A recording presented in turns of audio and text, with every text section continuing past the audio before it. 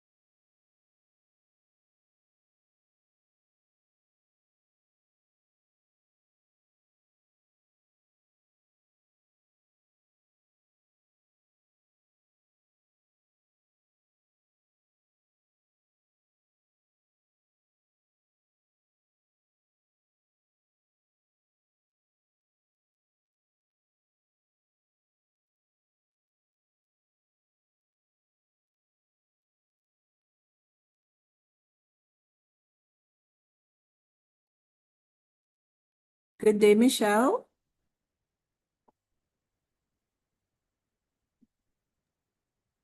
Hello. Hi. Hi,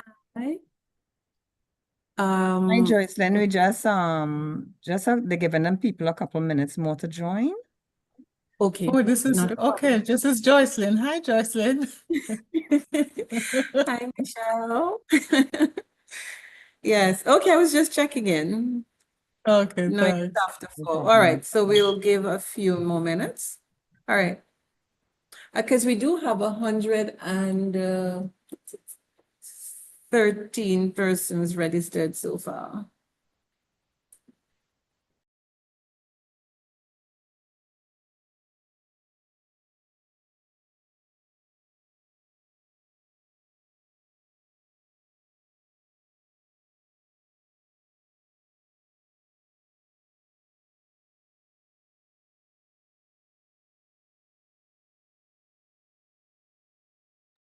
Okay. All right. It is now 3:05. So, hello, everybody. I hope everyone is doing extraordinarily well.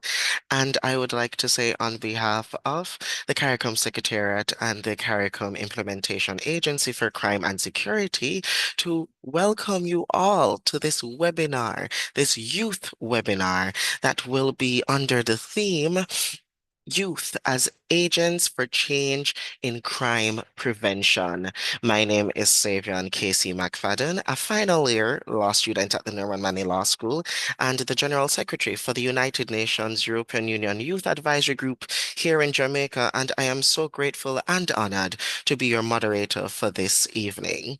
So at this time, before everything starts, I like to get a understanding of where everybody come from. Because when we have a regional event of this nature, of course, we're going to be having everyone from all over the region. So I'm going to ask all of you here in the chat to just type the country or even the flag if you have the emoji from where you come from. So I'm gonna go now to the chat and I'm gonna look. I'm gonna see where everybody is coming from.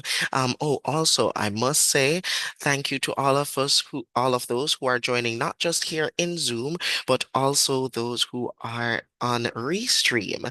Thank you so much for joining us here today. All right, so I am seeing British Virgin Islands, Guyana, Jamaica. I am seeing Trinidad and Tobago. I am seeing Cayman Islands. I am seeing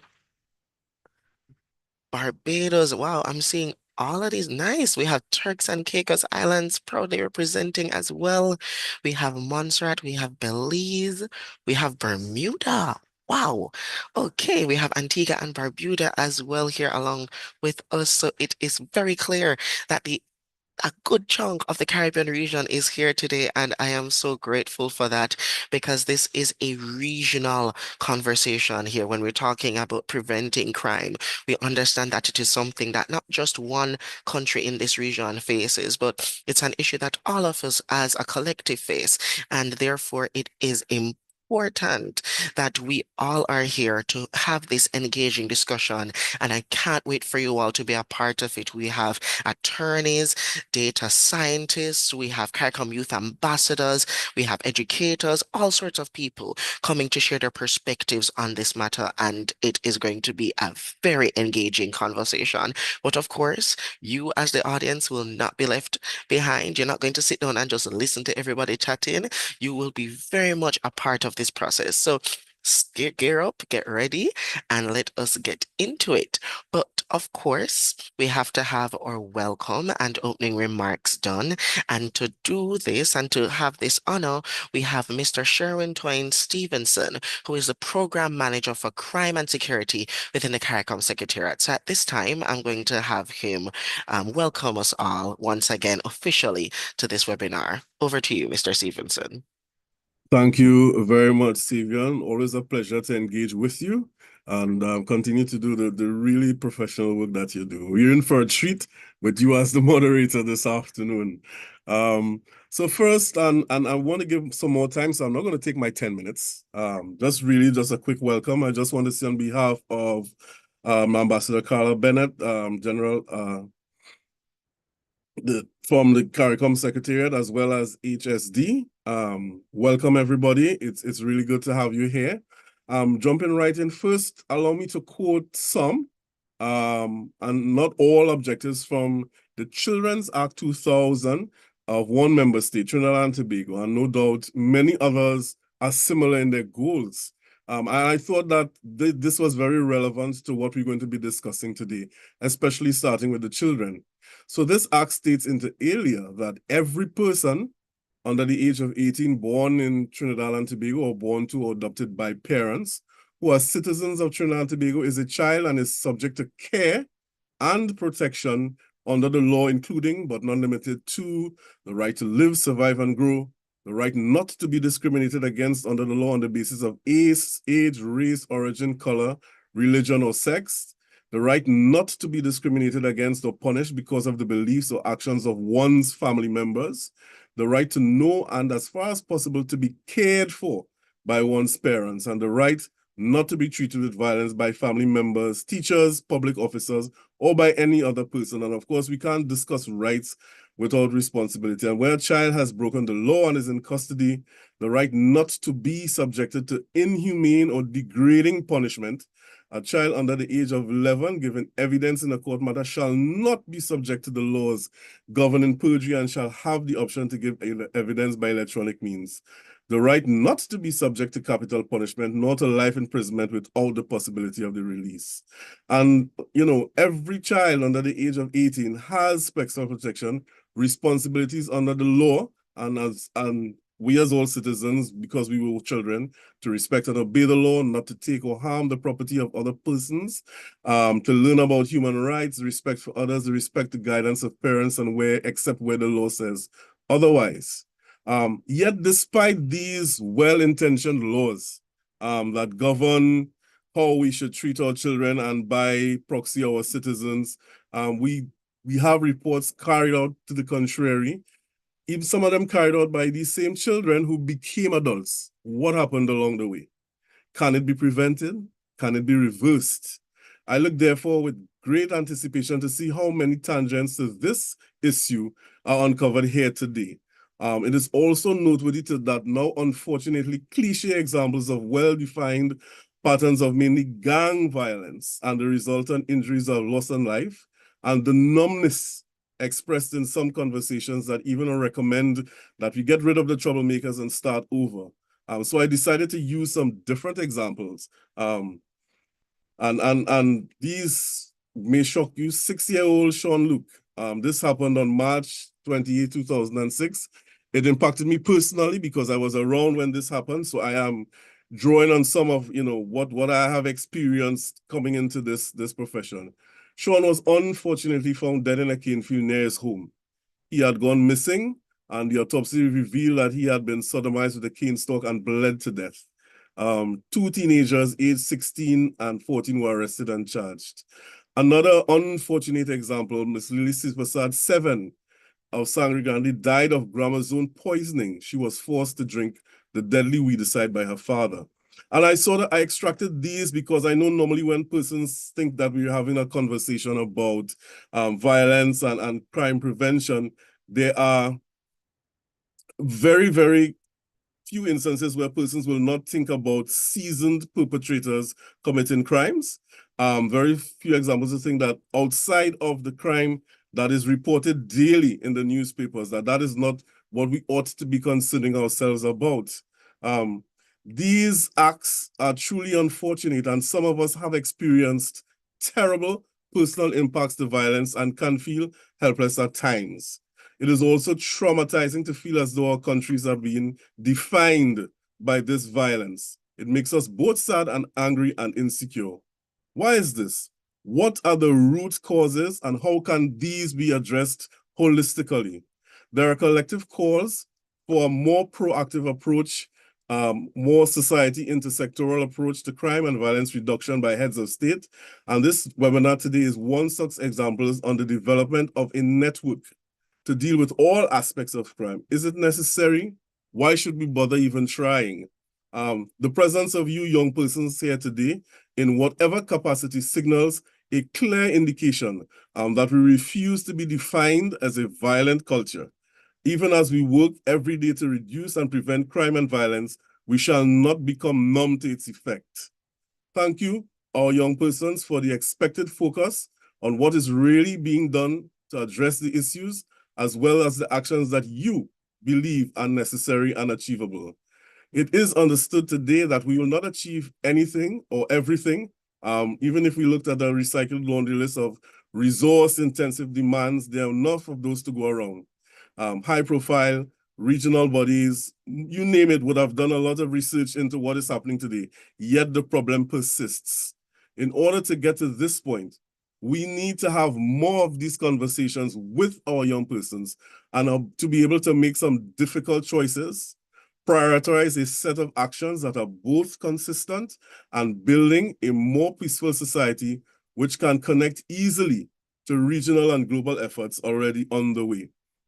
That is my just salvo into saying that I really look forward to the engagement today. I know it is going to be one rich with the experience of our young persons in particular. We have been looking at it from the lens, and I'm saying we in terms of my generation, from a particular lens, and some of the things we may be numb to and oblivious to. So I really want to encourage persons to participate. Those online joining us, welcome. And let's have a wonderful but very serious conversation about how we can continue to build our societies in moving forward. Naturally, our young persons are the ones, we keep saying our young persons are the ones who are going to achieve. So let us begin to take the steps to ensure that they are interfaced with the governance structures that will allow us to achieve this very far-reaching, but highly wanted goal. Thank you very much, Sylvia. I hand over back to you. Thank you so much, Mr. Stevenson. And I couldn't agree with you more when we talk about, especially, I'm so happy that you mentioned that we don't need to only look at the reported crime that we see in newspapers. We need to move beyond that and understand that this is a phenomenon that needs to be targeted at a grassroots level.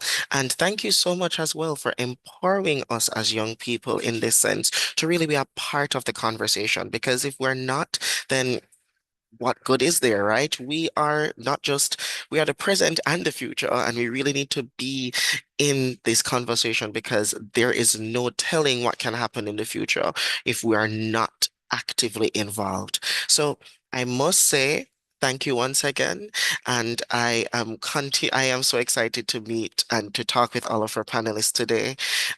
It must be said as well that across the Caribbean and even globally, young people have been at the forefront, though, of advocacy campaigns, peer education, and even community-based initiatives that address crime and its root causes, ranging from violence and trafficking to drug abuse and cybercrime. Now, these actions are not only strengthening resilience within communities, but they're also hopefully empowering young people to take ownership of solutions, exercise their rights, and become co-creators of safer and more inclusive societies. So this is what this webinar really is for. It's to serve as an initial step in deepening regional collaboration and fostering a more comprehensive awareness amongst ourselves as young people about our rights, our responsibilities, and the pathways that are available to us in order to have more meaningful participation in crime prevention.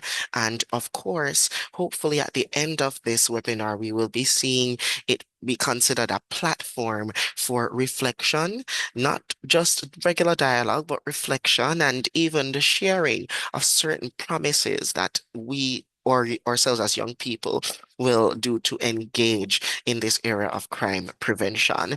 So at this time, ladies and gentlemen, I am so excited to introduce to you all our first set of panelists for today. Now, if you all just would give me 1 minute to share my screen. Just give me 1 second.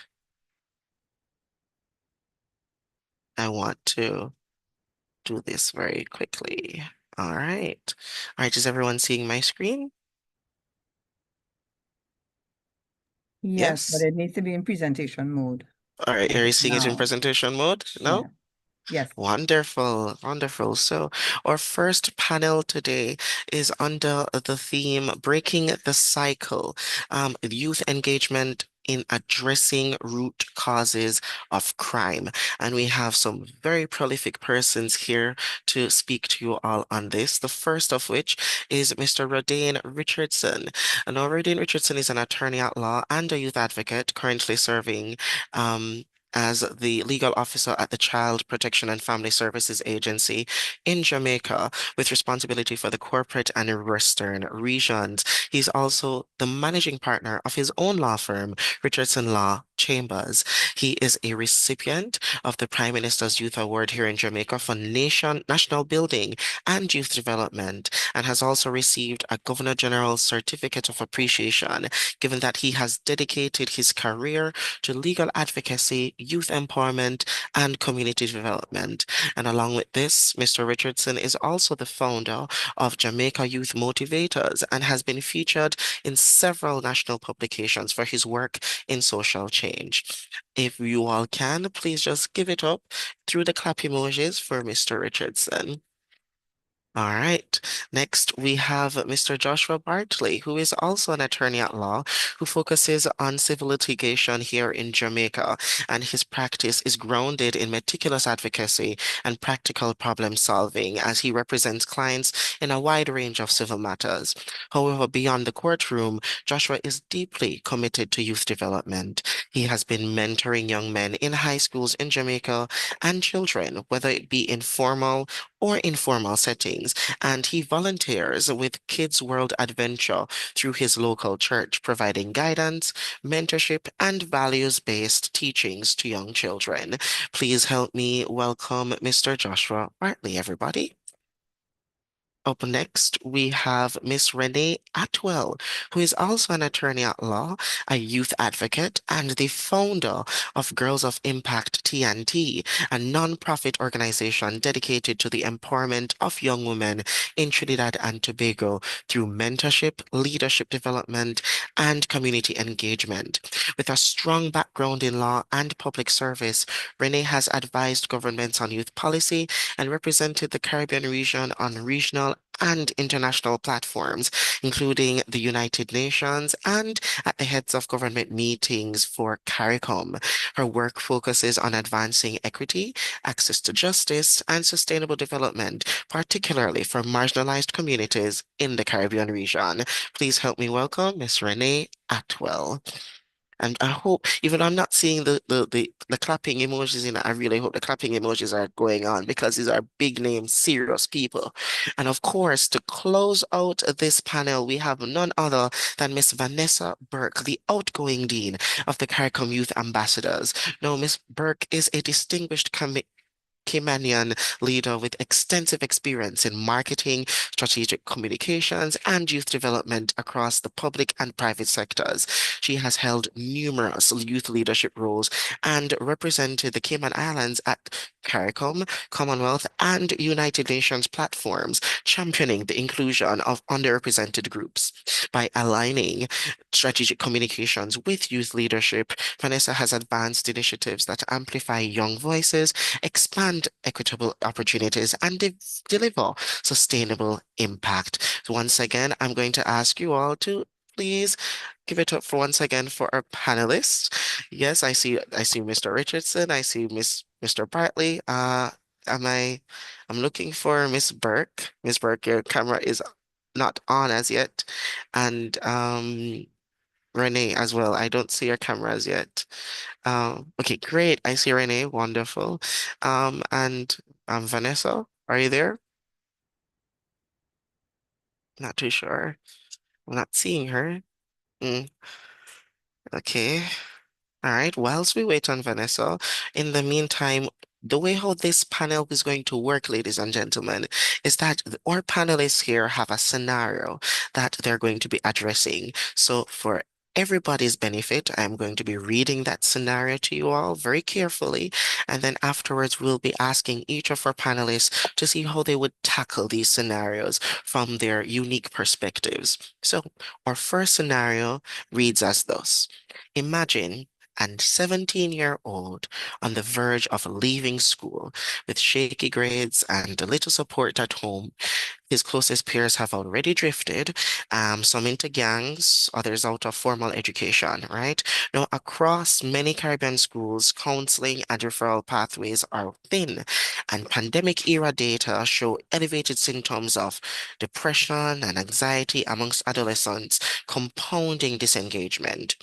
What adults label as misconduct often masks as maladaptive, risk-taking behaviors, a release valve, if you may, for anger and at times a plea for help. Now, when those signals meet only punitive responses, young people can feel further alienated. Two structural drivers compound the risk, and that's early school dropout as well as youth unemployment. Now, here in the Latin America and Caribbean region, about 19% of 18 to 24-year-olds are neither attending school nor have completed secondary education, a marker for dropout, while the Caribbean youth unemployment rate is roughly now at 18.1% as of 2023.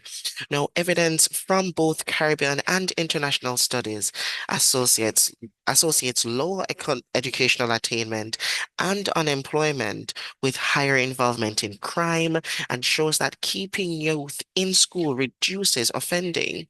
Now, in communities under economic strain, where crime and violence are high, Jamaican data, for example, show a substantial involvement of young men between the ages of 15 and 24 in serious offenses, and therefore the implication is clear.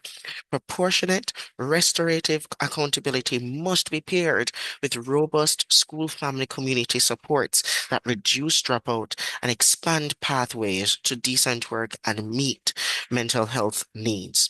So, with this scenario painting the picture for us. We're seeing young people dropping out of schools, and it is a very, very clear thing that we have to deal with. I am going to start this conversation with Mr. Richardson, and I want to ask you, Mr. Richardson, for the enlightenment of all of us here, to discuss the core school level changes needed to reduce the risk that is this young man dropping out of school prematurely and being drawn into a gang.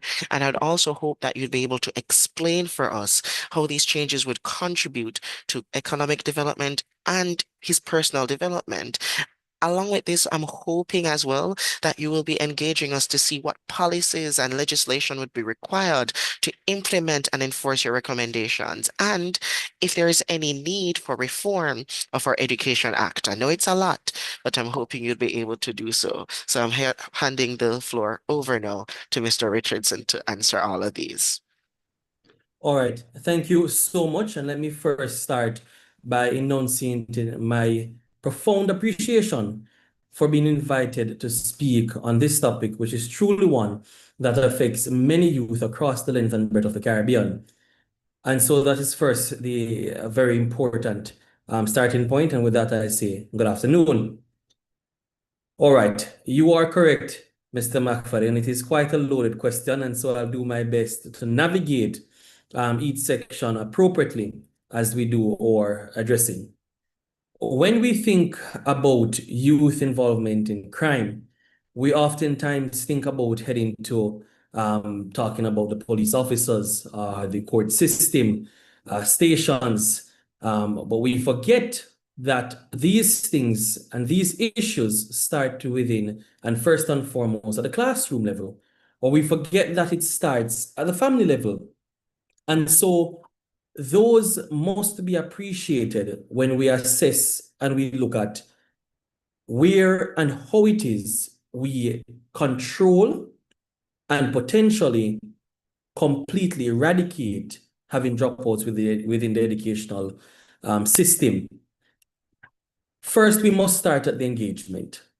What level of engagement is happening with our young men within the space? And I know that over recent years, there has been much push as it relates to ensuring that women are involved and are included, because for centuries, it was largely and has largely been about men. Men leading the patriarchy, men being the breadwinners, men ensuring that they're going out to provide for families. They're the only persons who are able to own land.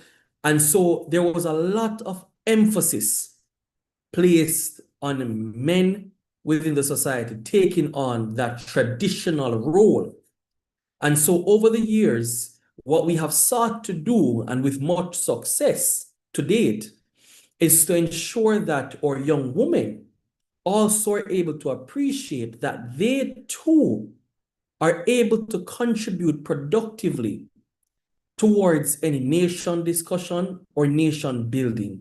And so the involvement of our female in politics, engineering, and once predominantly male-dominated careers or professions, we're now recognizing that these spaces are now seeing a lot more women breaking and entering into those barriers and spaces.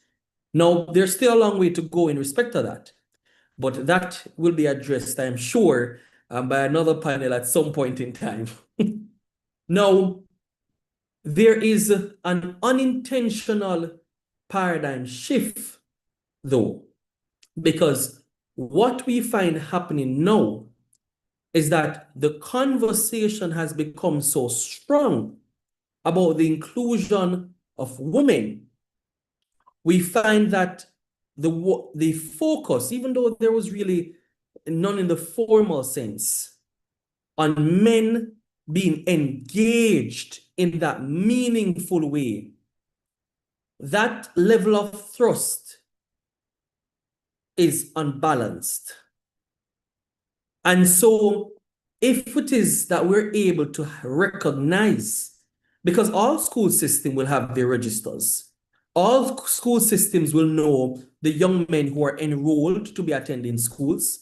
And those who in Jamaica we classify, or we say that they're unattached youth, which means that they're not formally in any of the education systems, whether that be or national Heart Trust programs where they will learn skill trainings, such as carpentry, welding, etc., and not in the formal education, we classify as being unattached youth. So there's no mechanisms for them to be connected within the formal space. Those persons I will make reference to in just a minute. So the particular group that I'm referencing is those who are in the formal education system. And so for those persons in the system, it is recognized and appreciated that we are able to identify and see the members who are either truant in or who it is that are falling below standard for grades, or where we recognize that deviant behaviors are forming. These are things that the school system is able to track. And we recognize this by the giving of the suspensions, the demerits, perhaps, just the class attendance registry. You're able to identify those children who are truant, not in school, and who are potentially at risk of going down a path leading to them dropping out, right?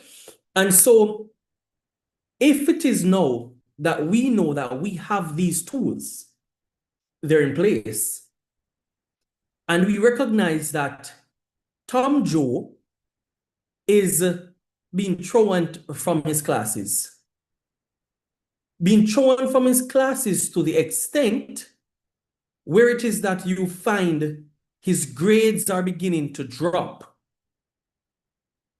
We find further that as his grades are beginning to drop, we see him on the corner in a space with other persons or young men who we know to be smokers and gamblers. And so we recognize a pattern being developed with Tom Joe. We, as the organizers and the school leaders, are in a unique position because we recognize the full scope that many persons are unable to see, to say, all right, I know Tom Jones' family background. I know Tom Jones' living arrangements. And so I can say with a certainty, he's from a good home. He's from a home that has suffered a few challenges. He's from a home that has a mixture of parenting styles because mother is away and father is the only person there, or father is away and mother is the only person there. So there's no male figure in his life.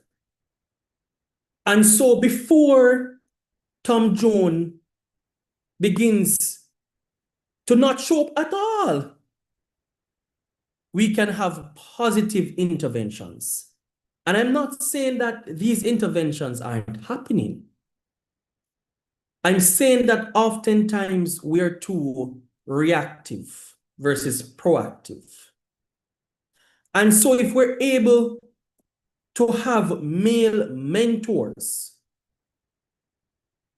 being assigned to students, male students who are at risk of dropping out, showing them that no matter the social constraints that you may face or the economic realities of your current, existence and reality, that doesn't define where you will be at the end of your educational journey. I think that that is a massive importance. In fact, it's something that I focus on.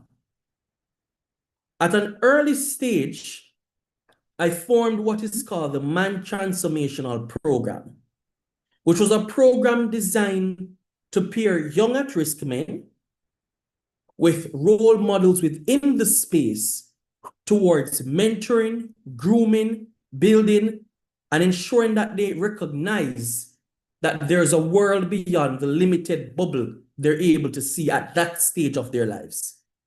And I'm passionate about this because I would have grown up in what many would have classified as a Jamaican garrison. And I have constantly said to young men who have came into an interface with that your socioeconomic realities doesn't limit your capabilities and potential. And so it's those types of activism and voices which will allow for certain change to happen with our young men, but they need to be reached.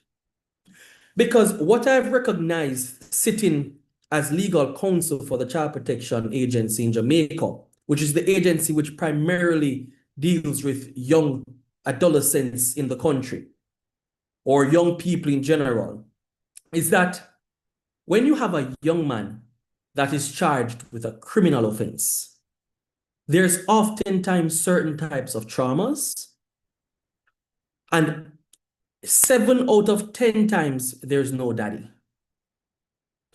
And so you find that these young men, they gravitate to the gangs, they gravitate to the Don, they gravitate to the era that allows them to feel loved, allows them to feel like the contribution they make to that organization is being valued.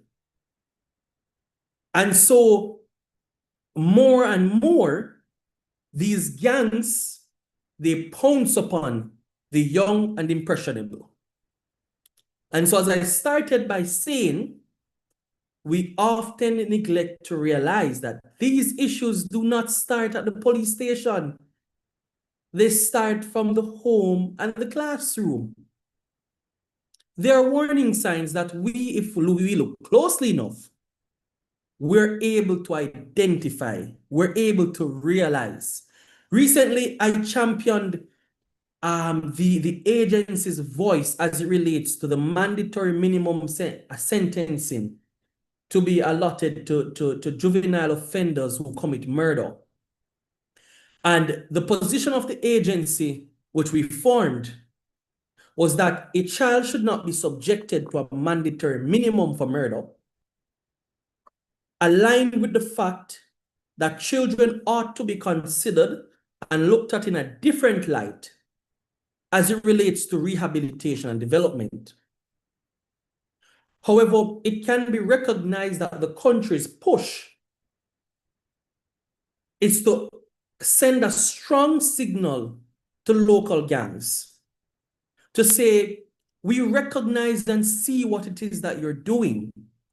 We see that the popular age of persons committing criminal offense is between 15 to 18 years old. We recognize that you're utilizing youth to perpetrate your criminal activities. And so we want you to know that whilst it is that we're constrained in not imposing a mandatory minimum, a strong message will be sent. But it cannot stop there. It has to go further to say that these young men who have joined on to these gangs will be afforded an opportunity to be productive within the society, which I know I'm allotted a certain time frame, so I'll touch on this really quickly as I can see Mr. McFadden about to, if you were in person, pull my coattail. However, we recognize that there is a mentality that is becoming extremely pervasive within the local economy of that get-rich-quick mentality. And we find that that too have lent itself to scamming. We found that it has lent itself to wanting to perform illicit and illegal activities to get money fast. And so while the government has afforded systems such as you can go and learn a skill and you're paid to go and learn this skill, and you're assigned an internship after, we find that they say, oh, the little pocket change that I get for your $15,000, if I called America and said, hello, I could have gotten 60. And so the government has the mandate to try and behavioral modification to how it is seen for wanting to try and get rich quick, but not anticipating or recognizing that the long-term viability or sustainability of that mentality is literally non-existent. And so as I come to a closure in respect of my extremely loaded question, there's still a section I want to address,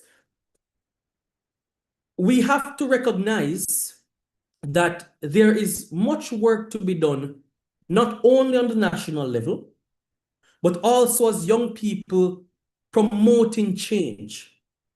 We have to recognize that as we are in the little pockets, wherever we are, across the entire length and breadth of the Caribbean, that we can encourage our young men.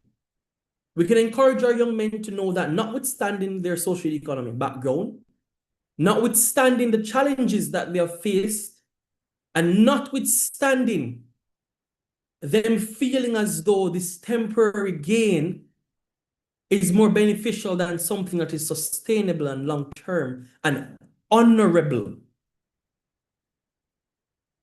that they can make a difference. And so if we promote positive values and attitudes in such a focused and driven way, we can reach these young men. And similarly too, we will have to find these young men who are unattached. We will have to find these young men who are at risk and engage them and empower them. So is there a need for educational reform? And I'll touch on this in just a minute, as I know there may very well be questions that come up. Absolutely. The laws that we have within our countries and legislation that we have governing things needs to be always be reflective of the realities and the conditions that we live in today's society. Now, we all are potentially aware of the fact that over the years, we have recognized a lot of conversations from governments about changing in legislation or amendment of policies and regulations, and it takes decades. We hear that these are in drafting stages. We hear that these are being developed. And whilst we will see gains, there's still much to be done in respect of development.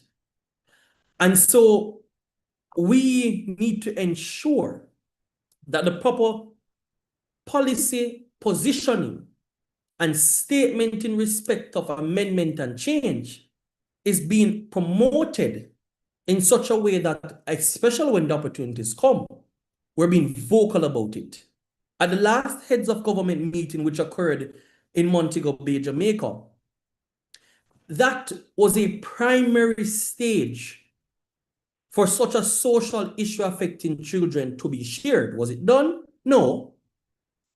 But this is an example of the different platforms that we can address and suggest. I also see Mr. Bartley, my colleague, winking at me that it is time for me to wrap up. And so, with that being said, Mr. Moderator, I will close there now. You were about to get an alert from me, Rodine.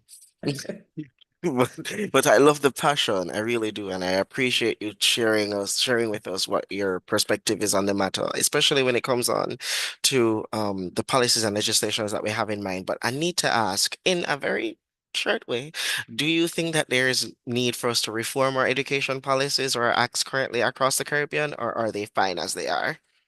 Yes, there is need for reform. And in fact, I can share with you that there are amendments, especially as it relates to the child law and laws affecting children in Jamaica. Mhm. There are amendments being done. All right, nice. I agree. And I do see that. Because currently where I am now, I definitely can say with certainty that there is a definite push for those amendments, and hopefully within due time they will come up. But now I'm going to push forward to Mr. Bartley. And your question, just like Mr. Richardson's, is very loaded, but I'm hoping that you may be able to do it in a short period of time. So I am hoping that you would be able to discuss with us today the education system and how it possibly can foster support and resilience and help these young people find safe spaces. And additionally, I want to ask if every school had to adopt one trauma-informed practice tomorrow, which single practice would you choose and what trade-offs, whether that be time or curriculum or discipline, what would be your trade-off for instituting all of this? And also, I want to ask, because following Rodane's statement about amending the education policies and acts in the Caribbean, do you think there's scope for us to even talk about students' psychological development or psychosocial development? And can it be explicitly addressed here? I really want to know from you, Mr. Bartley. Over to you.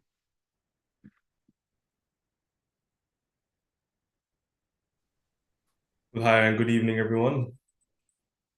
It's a pleasure to be here, and I think just the question itself might have taken up 2 minutes to expect as short a response as I can.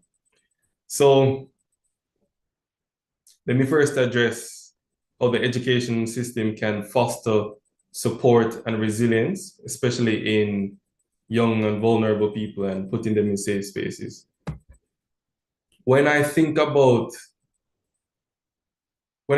this question, the first thing that comes to me is positive youth development and how that can be the avenue and the approach, which is a strength-based approach towards addressing concerns with helping young people mature, engage, and flourish in the space. So now, what exactly is positive youth development? That is looking at a strength-based approach that looks at an adolescent into young adulthood's time in growth, be physically, cognitively, mentally, emotionally, as well as socially. So it's an all-encompassing approach. And it's a bit different from what we normally see, which is more of a detriment focus vision versus one that is more strength-based. So what makes positive youth development more strength-based is because it looks at culturing good attitudes and it is preventative in nature. What does that look like? I would say a good example of something, it would be HEART, which the government has already implemented in Jamaica, where the HEART program goes and it trains young people, takes them out of the space that they're in. A lot of the disenfranchised youth tend to go there and they get to learn a skill. My colleague just mentioned a while ago that the government has implemented training programs where you have to pay a small sum to go and get a skill. That would be a similar version of that as well. So what are the undermining principles behind this now? If we get very theoretical, which I'm not going to get too theoretical, you can look at the underpinning message of Maslow's hierarchy of needs, which many of us would know is looking at the needs focus and needs-based matrix that allows people in general.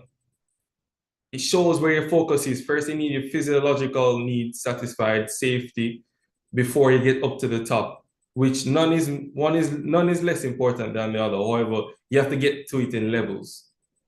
So the top of it being self-actualization. So positive youth development looks at satisfying those needs from the ground up. So we're talking about situations like in the case study prompt to the 17-year-old. At home, he's not getting much support. His grades are falling and he's slipping away. So how do we now meet those needs in the educational system so that he can come back over and progress and flourish? A good example of this is clubs like the 4-H Club, which is actually a very good initiative. Many of us know of it.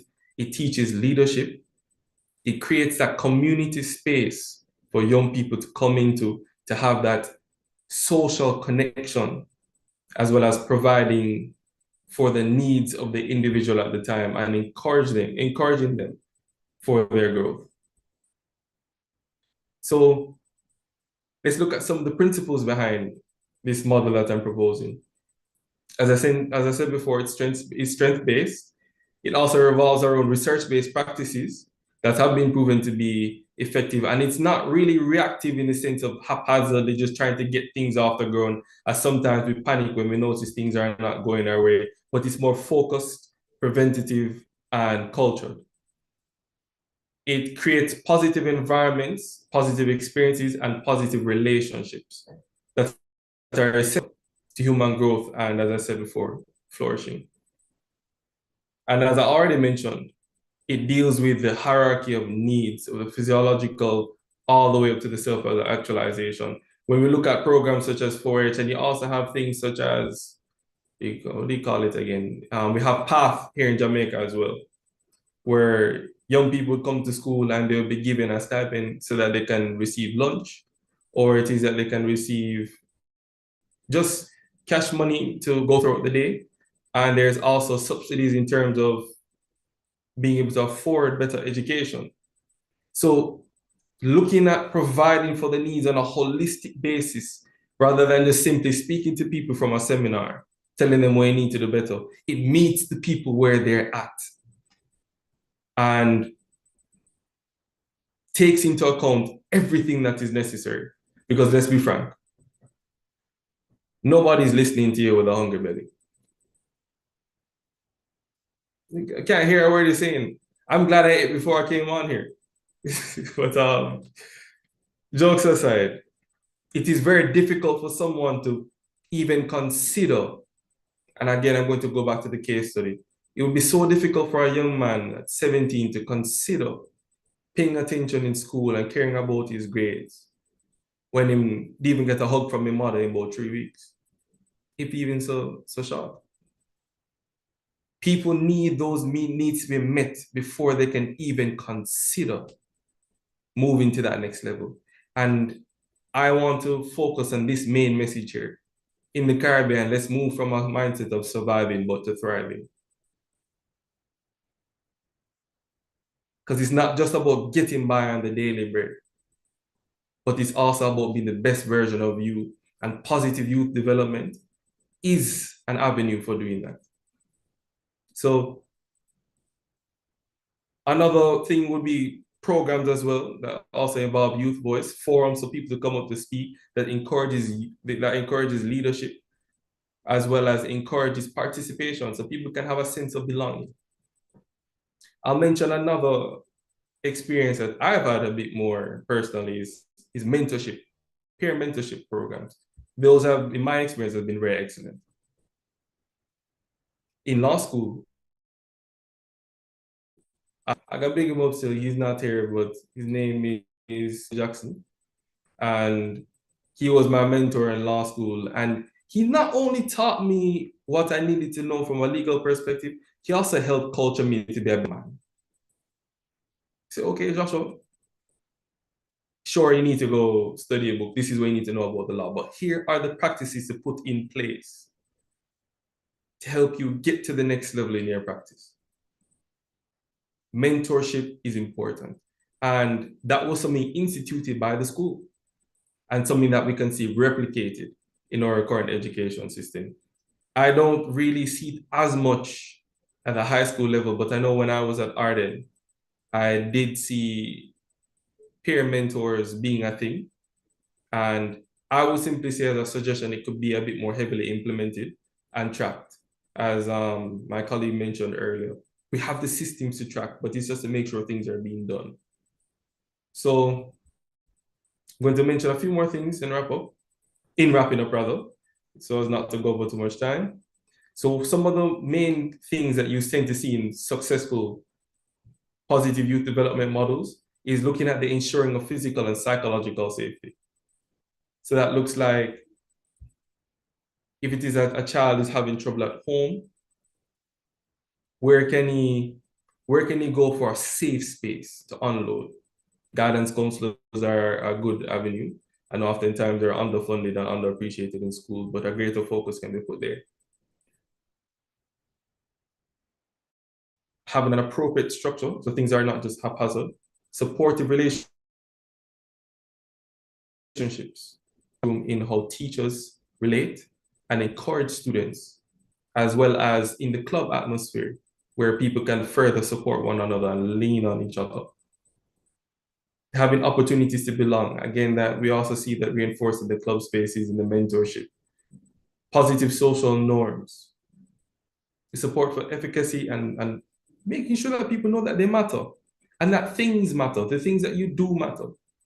You're not just getting a grade so that you can put it and post it on your wall behind you. You're getting a good grade because it is an achievement that you are hardworking and diligent. Looking at also opportunities for skill building, and lastly, integration of family, school, and community efforts. Not just, you can't do it alone. No man is an island.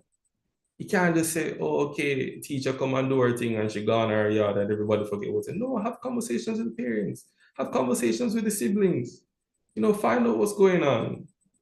Raise that child as a community. And lastly, I'll get into some of the examples of successful positive youth development programs that we've seen. I mentioned already the 4-H program, which has been a great success. And it's also been shown that students involved or young people involved in these sorts of initiatives tend to perform better on qualitative and quantitative metrics. You also have restorative practice. So rather than just suspending and punishing people, you put them in a position where they can restore the person that they have harmed back into a position as if it never happened. And that teaches responsibility. And it also teaches you accountability so you can understand what people went through. As you go through the process of rebuilding that bridge that you burned down, you understand how hard it was to put there in the first place. You also have the mentorship program I mentioned earlier, and they call it the Dream School program. We've seen this in other societies more heavily implemented. As I said, I've seen it in Jamaica to some degree, but I don't think it's necessarily at where it needs to be or could be. Then there's also the factor of religion.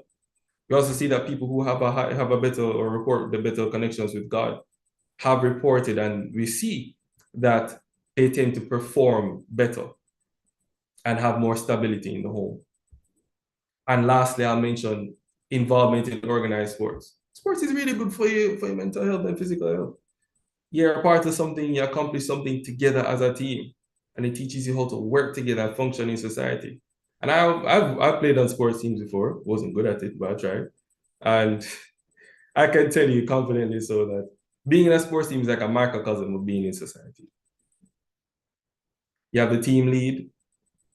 They're going to make certain decisions. They won't always be right, but when you're on that court, pitch, field, whatever it is, you're best following what the leader is saying, because everybody working together following a bad plan is better than everybody doing their own thing.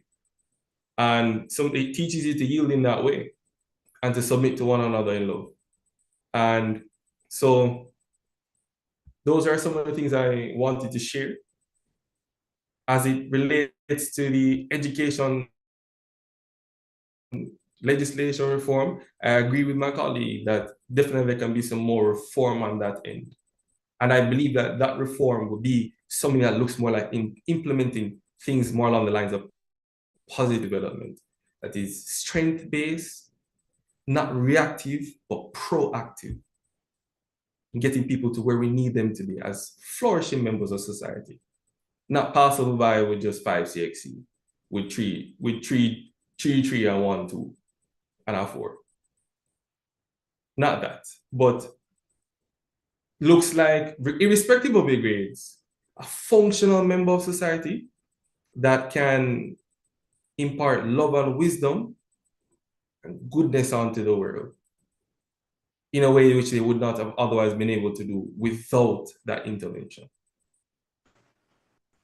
So that is it for my presentation. Thank you so much, Joshua, actually. And I really appreciated the fact that you went in depth to talk about the different programs and initiatives that are already in force or possibly could be put in force. Like, I realized that you were mentioning things I had to write down, for example, like, the peer mentorship programs, which, funny enough, you and Mr. Richardson would have been talking about and having that alignment in, right?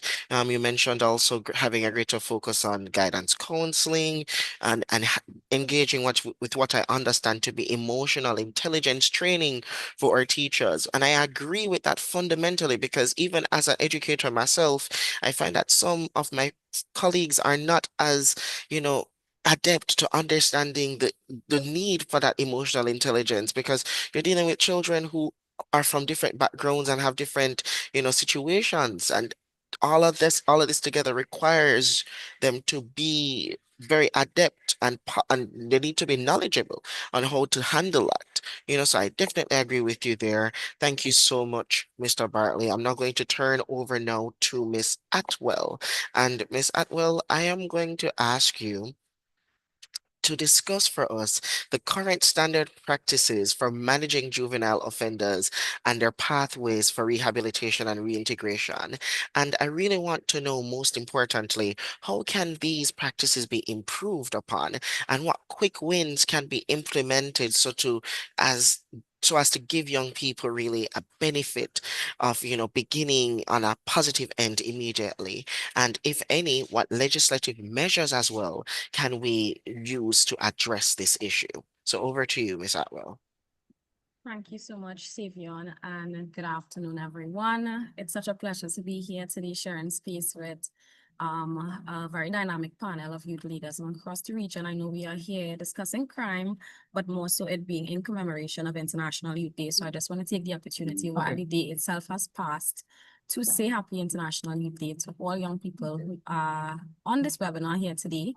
I'm Rennie, and I just want to give a little bit in terms of my background because I think it will shape the contributions that I make That you today. were actually I asking him or giving him directive. sorry, I'm hearing somebody. Okay, yeah. I am a public defender, which is a criminal defense attorney, and I've been working in criminal litigation for about 6 years now. And so the work that I do is directly with persons who are alleged to have committed criminal offenses. And one of the prominent things that I notice in my work, of course, is in fact certain family and community support structures or the lack thereof. And I think, someone in the chat had mentioned it, who is brave enough to address the vicious cycle of the absenteeism of fathers and the struggling single mothers. And that's something for us to pay particular attention to, because when we look at statistics from organizations like UNICEF, UNODC, we realize that there is the prominence of that mother-only family or the absent father family within the Caribbean region. And many studies have shown and continue to show how this affects delinquent behavior in young people. And of course, the importance of having family and support structures in place to help curb and guide behavior.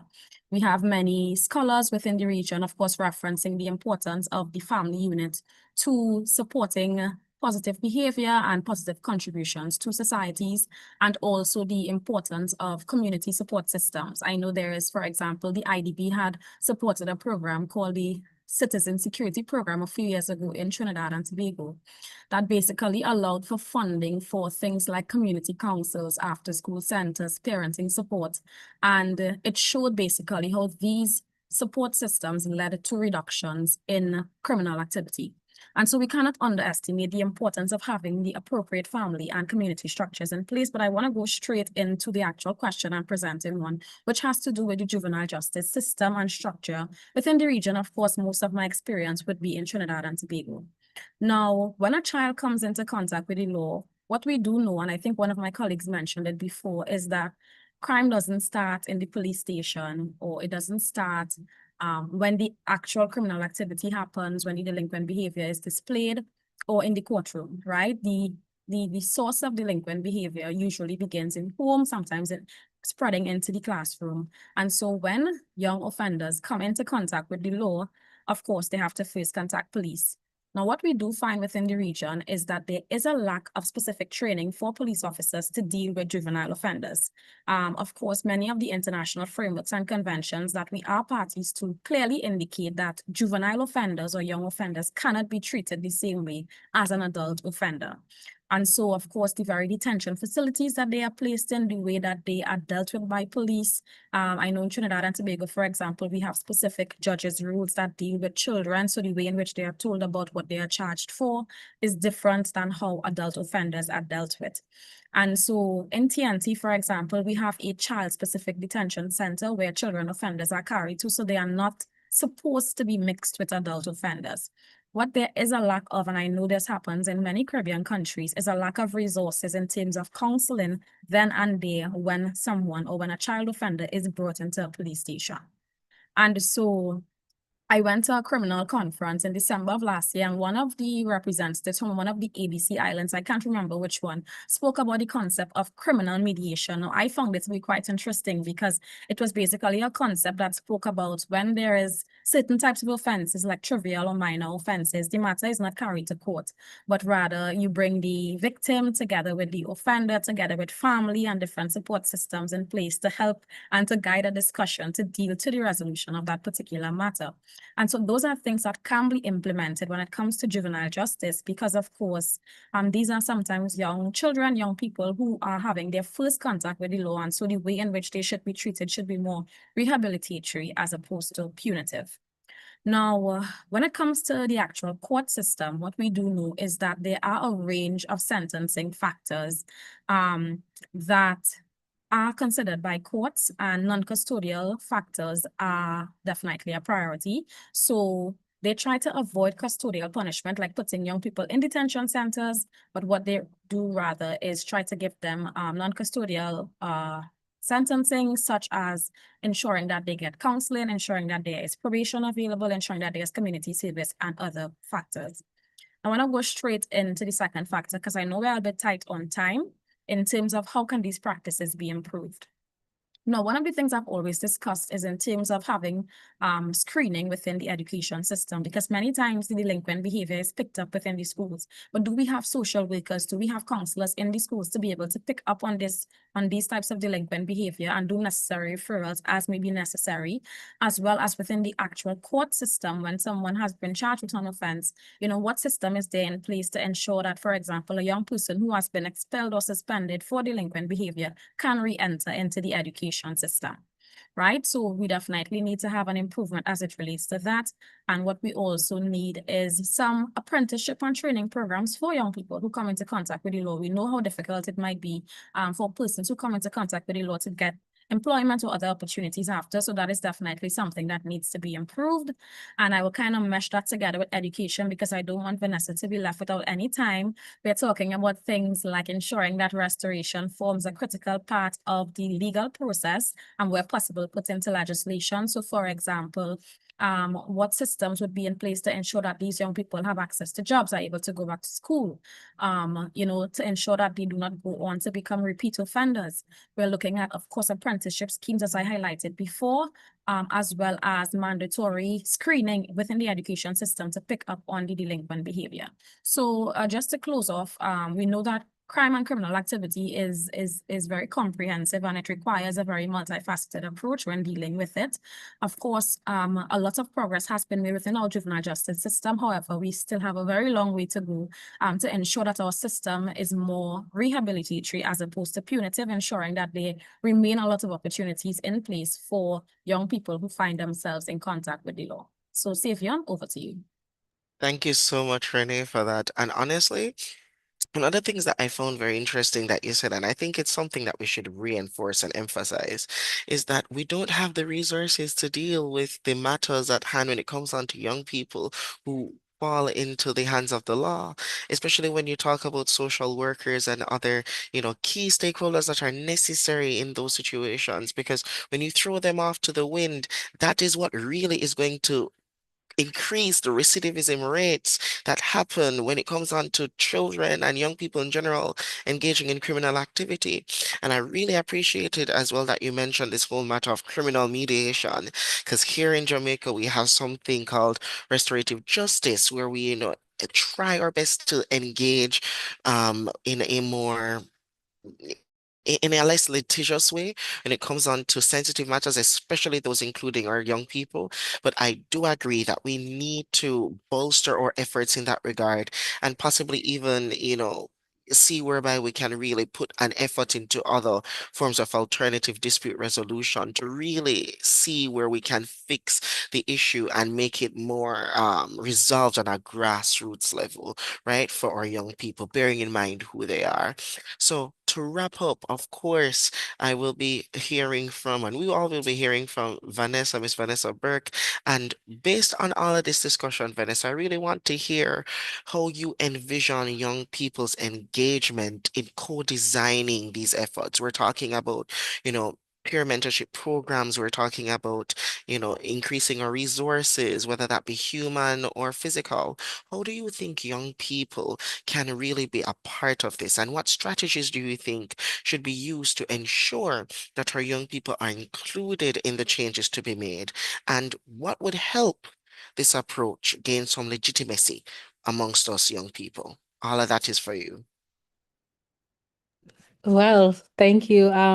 After three prestigious panelists, I am in awe myself. I would like to just quickly share my screen and to go through my presentation.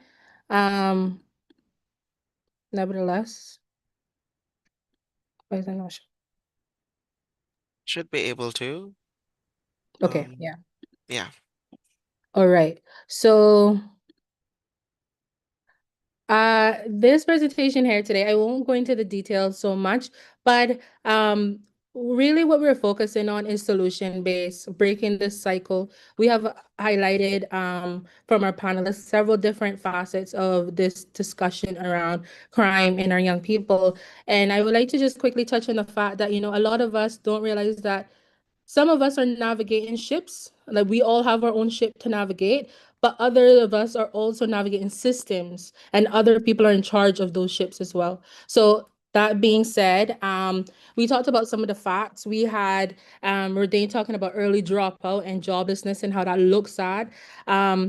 We haven't really touched on this, but we all know that the C word, COVID, is very much an anxiety word in itself.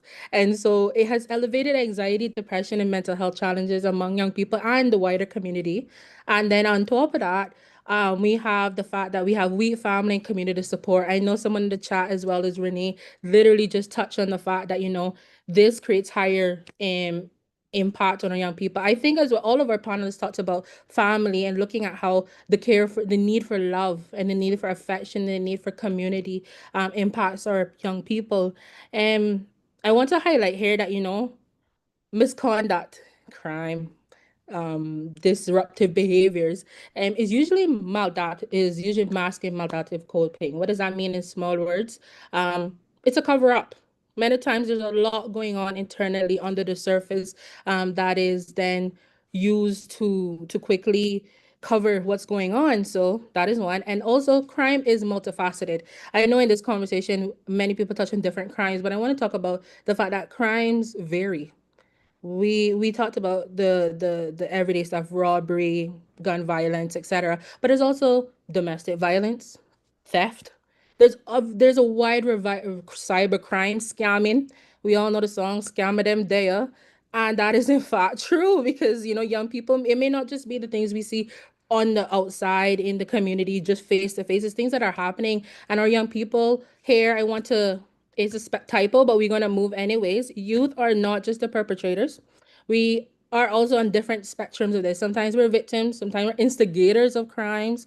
I would have used a reference just now intentionally, and how sometimes music can be instigating for the criminal behaviors in our region. And many of us know that listening to the music that fuels certain types of levels of vibration is what people say for the youth. It's the energy behind these music that sometimes normalize these things. And then also we are most of all on this call, I want to be proudly saying that we're solutions to crime.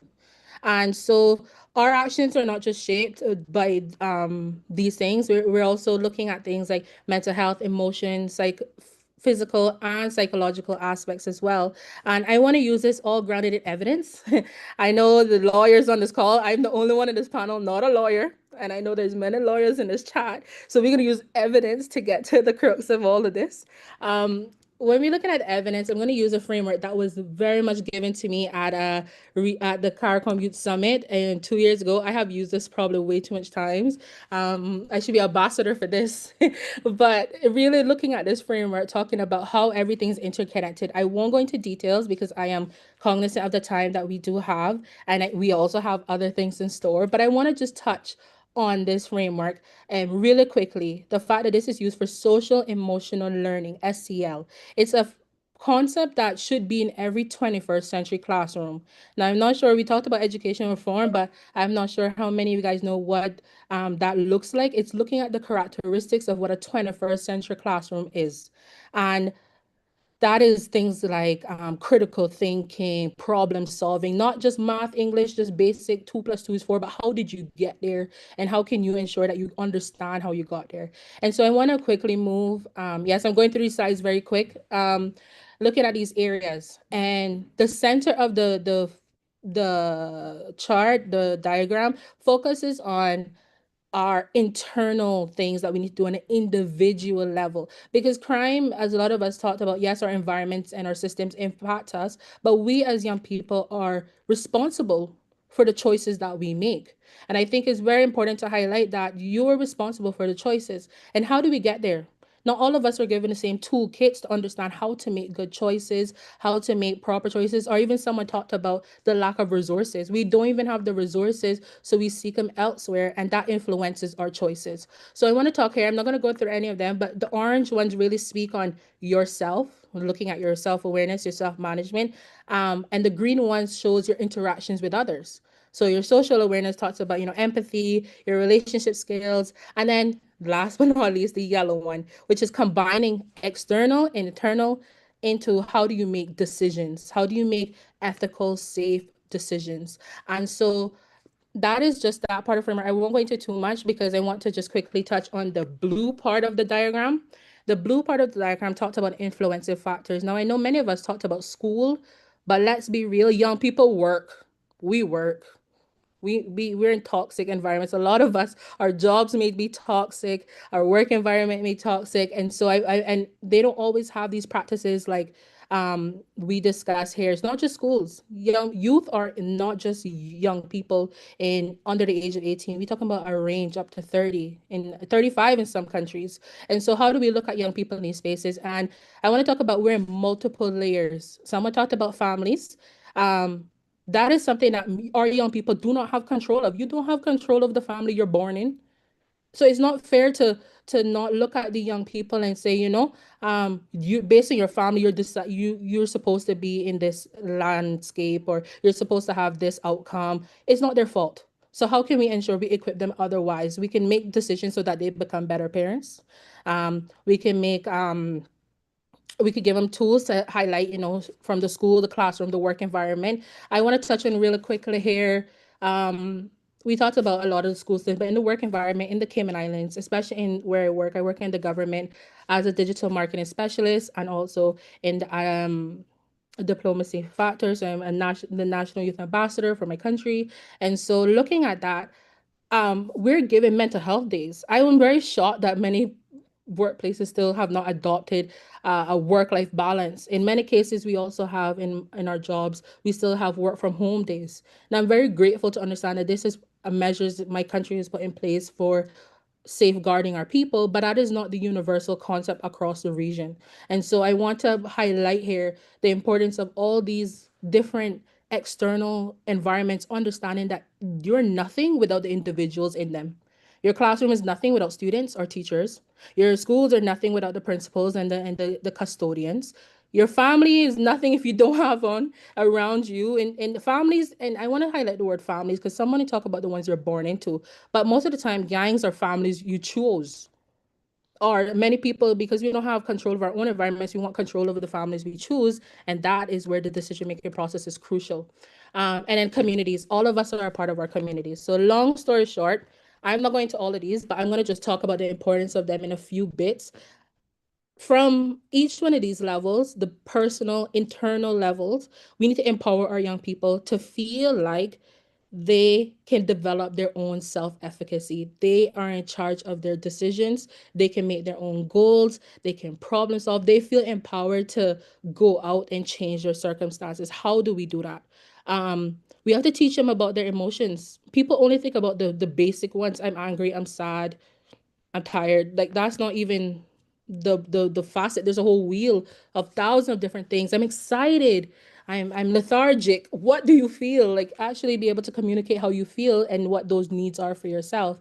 And then looking at mentorship, everyone in this panel spoke about mentorship, whether it was the ones they got or the opportunities they have. And mentorship and role models is important because we have to believe that it's possible at the end of the day. And then also reflection and critical thinking. There's no way in this life that we can ever improve as young people or empower our young people to be a part of any process, which is really what my question is talking about. How can they be involved if they don't have the ability to reflect on their own behaviors, if they don't have the ability to critical think? I said that in the classroom earlier about the classroom scenario. I'm saying that for everything. If we don't have the ability to make mistakes and reflect from them, we can never be empowered to continue to make critical decisions. And that in itself creates things like crime, looping ourselves into processes over and over. And some of us are victims that can't even get out of our processes. So that's another thing. And then the environments, I won't go into them so much. Schools, I already talked about the work environment, but looking at how we can develop, parents don't always know how to parent. And that's something in the Cayman Islands. We talked about all the different things we have here, like in the resources we've had. Jamaica has multiple examples, but in Cayman, we have like parenting classes for not just young mothers, but anybody, because not everyone knows how to cope, especially with these 21st century students. We all know if you're Gen Z or you met Gen Alpha, we are not very new. When I say not very new, we're not new. Like our parents were also a challenge, so we will be a challenge, and everyone just has to continue learning how to parent the new generation. And so when we look at this, everyone plays a part. And so, in closing, I know in the first slide I had a wheel. I want to just ask a reflective question of all of us to look at ourselves, especially from a community and positive norm expectations, and ask ourselves, are the actions we're taking reflecting good role models? Are we being good enforcers? Are we motivating others who may be in difficult circumstances to take up their own wheel, navigate their own course, and to be able to break their own cycles? And so all that just to say, crime is very complicated. This is simpler said than done. But I think if we look at things from an individual level and a external level and look at it from a multifaceted approach and also look at the different institutions that impact our young people, I think we can make more progress and change. And instead of not just breaking the cycle, but we can almost rewind it, try to create a more positive environment where people can associate young people with positivity, with being able to be the change makers of not just crime, but anything that we put our minds to, any challenge that we're given. So that is me. I hope I answered your question. And thank you so much for having me today.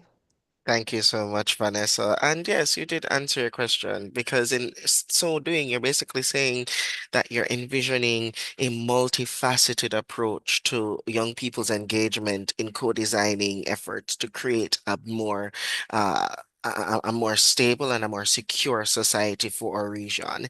And I do appreciate that because at the end of the day, we need to be very aware and very capable of understanding that it is a definitely a multifaceted approach. There are so many things going on in it, but the truth too is that young people are vibrant, they are energetic, they are enthusiastic, and once you give them the right motivation, they are ready and willing to engage in anything. So thank you so much, Vanessa, and thank you so much to our panel. But of course, at this time, we're going to open the floor to questions and answers. I cannot take much because of the time constraint, but I will do my best I see a question here from Gabriel Grant. And the question is for Miss Atwell, but she's broadening it out to the entirety of the panel. And the question reads, will you say that the juvenile court system has significantly reduced the occurrence of youth criminals in Trinidad and Tobago? And do you think that other islands in the region have a juvenile court system or similar model that works best in their application? I'm gonna allow for Miss Atwell to start. Remember, the responses should be short, Sure, cute, sure. minute. No, you don't have to worry about time with me, Savion. But thank you so much, Gabriel, for that Yes. question. Now, that question is a little bit difficult to answer because while the juvenile justice system or the specified court for child offenders was established to deal with youth offenders differently than adult offenders, we know that we have a data problem within the Caribbean. We know statistics are lacking, specifically as it relates to repeat offenders being within the juvenile justice system and how the interventions that we have within the system have been working. And so that's an area that I think we definitely need to improve. So while we do have some statistics that suggest that we have the mitigation of some repeat offenders. So for example, in Trinidad and Tobago, within our children's court, we have the drug treatment court. And that particular court deals with young people who are charged with possession of marijuana, possession of cocaine offenses. And the court kind of like picks up that there may be an addiction problem. And so they refer them for a specific type of treatment under the drug treatment court, which is a part and parcel of the children's court. So while there are some statistics and reports coming out that repeat offending is being mitigated, it is not as comprehensive enough for us to be able to conclude that the juvenile justice system reduces youth criminal offenses, particularly because in Trinidad and Tobago, we actually are seeing an increase in young people being involved in crime over the years, as opposed to a decrease in youth being involved in crime. And so, you know, even though we have the system in place, we have the specified structures in place, we ought to ask ourselves, how effective are they in helping to reduce youth involvement in crime? Because now what we are seeing, and I know that the courts in Trinidad and Tobago have said it time and time again, what used to happen before, it still happens, is that once a young person is charged with an offense and the matter comes up for sentencing, they usually get what we call a discount in sentencing for being a young offender. But the courts have found that what is happening now is that many of the gangs are now using young offenders as a means to basically get a discount when it comes to their sentencing. So they are now saying, listen, just because you're a young person, we are not going to just reduce your sentence just like that. You have to show us some sort of extraneous circumstances to warrant that particular discount. And so the system has its pros. There also are lots of areas for improvement. And of course, we do have a lack of resources within the region. We definitely want to see, as it relates to a more comprehensive justice structure when it comes to having social workers, assessments being done within the system, and different re-entry periods for the education system so that we don't see a repeat in offending among young offenders. Savion, over to you. Thank you so much, Renee. Yes, I see you, Rodin. I'm going to give you the floor just soon, but I'm also launching a poll for those who are unwilling to ask any questions. And it basically reads, which community factor do you think is most often overlooked when addressing youth crime? We have access to safe recreational spaces, representation in youth, local decision making, positive role models in media, and opportunities for youth-led initiatives. So while the panelists are talking, don't be afraid to respond to that panel. All right, over to you, Rodin. Yes, I'd just like to add to what my friend would have shared in Ms. Atwell in respect of the court system in Trinidad and Tobago. I'd like to add as well that there is the children court separate from the adult court in Jamaica, which deals with children who come in conflict or youth who come in conflict with the law. And what we find as well is that for the less serious offenses, maybe like simple larceny or assault occasioning bodily harm, or maybe inciting violence in the area or space, we have what is called the child diversion program, or sometimes the trial diversion program, where a young offender acknowledge the role that they would have played in an offense, and then that young offender is afforded with the opportunity to sit with child psychologists, They are given an opportunity to be exposed to development changes and behavioral changes, to appreciate why they did what they did and how they could have handled the situation differently, so that they can be steered away from those type or any similar offenses in the future. The idea behind the child diversion program is really to reduce the amount of young offenders, and also to reduce the reoffending of those young offenders who come in our justice system in this fashion.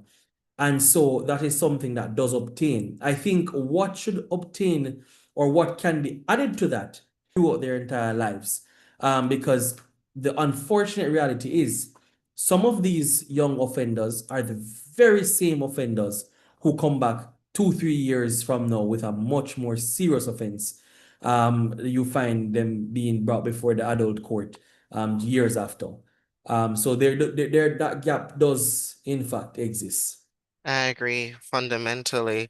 I'm seeing a question by Alia, but I do think it was answered already. Alia asked for Miss Atwell and Miss Burke if any practical steps can be made in schools to provide support to vulnerable students. And I believe Mr. Barley actually answered your question when he spoke about the different programs, including youth mentorship, peer counseling, providing more resources to guidance counselors, as well as, emotional intelligence training for students, for teachers rather. I think those really would answer your question with respect to what steps the schools can take.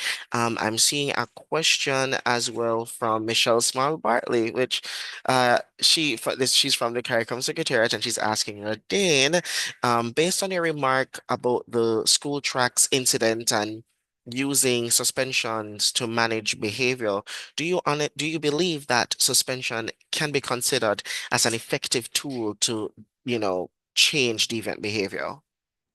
Absolutely not. I have said it for years, over years, and I will continue to say it.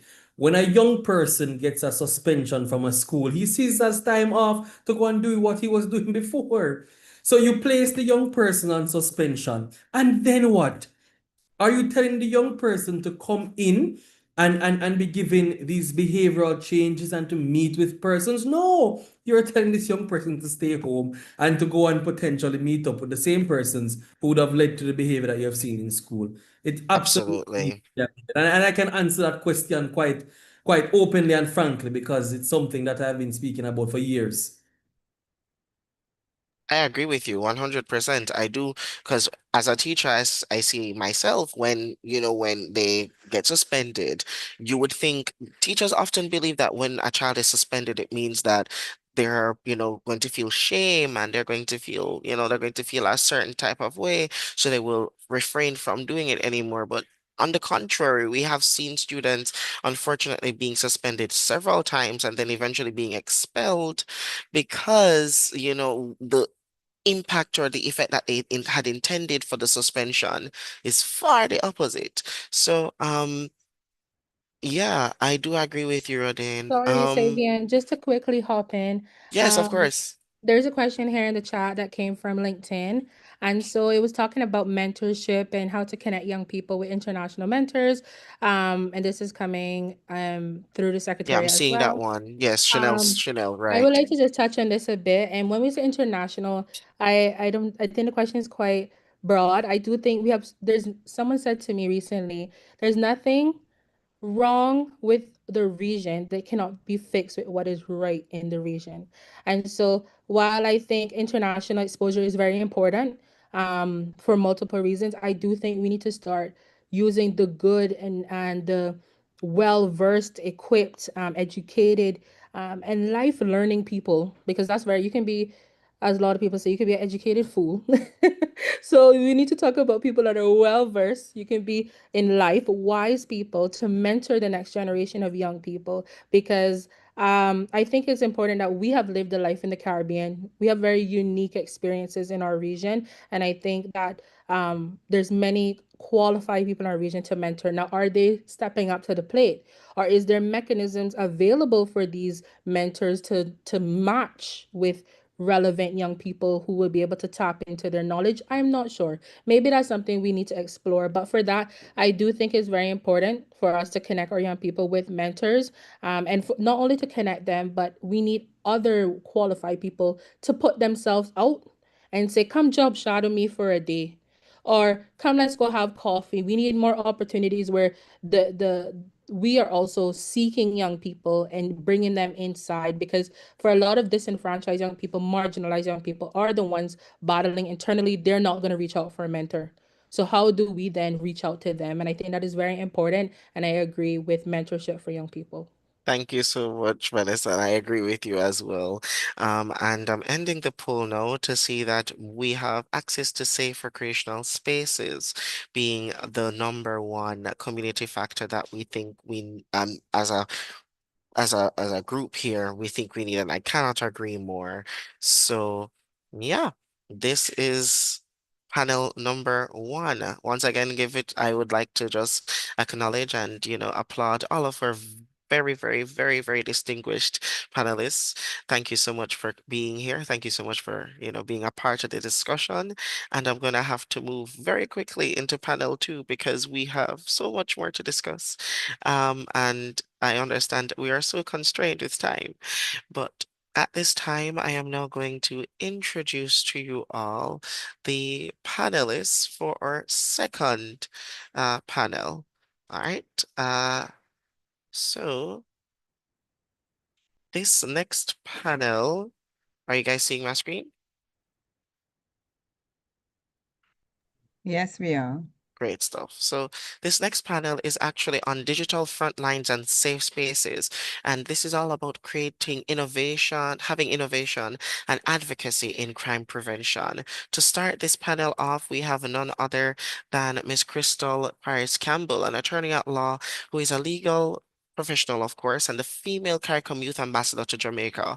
She's a former Jamaica House Fellow at the Office of the Prime Minister, and she has contributed to the Jamaica Education Transformation Commission and the National Commission on Violence Prevention's final reports, and has even initiated roundtable discussions with the Prime Minister on these topics. She has been certified as well in policymaking and implementation, serving right now as one of the assistant parliamentary counsels in the Ministry of Legal and Constitutional Affairs, drafting legislation and supporting constitutional reform as a member of the Secretariat within the Constitutional Reform Committee and the technical team to the Joint Select Committee, now currently reviewing Jamaica's Republic Bill. Please give it up once again. Please give it up, of course, for Miss Paris Campbell. Next, we have Mr. Luke James Trim. Now, Luke James Trim is a media activist and youth leader from Trinidad and Tobago, hailing from the smaller island of the two Tobago. And he uses storytelling, diplomacy, and digital strategy to amplify the Caribbean youth voice on a regional and global stage.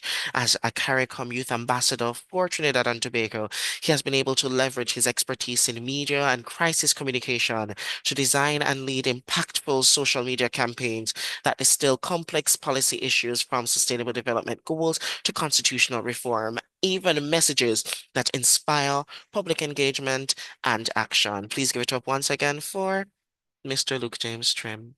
I am going to also ask that you give it up for Mr. Jomo Armstrong, who is a data-driven strategist and technologist with over 6 years of experience delivering transformative analytics and automation solutions across the Caribbean and the United States. He has a strong foundation in Python, SQL, and cloud technologies, and he has led impactful initiatives in revenue security, digital transformation, and operational optimization, boosting efficiency and return on investment for leading institutions like the Caribbean Development Bank and the Jamaica Public Service.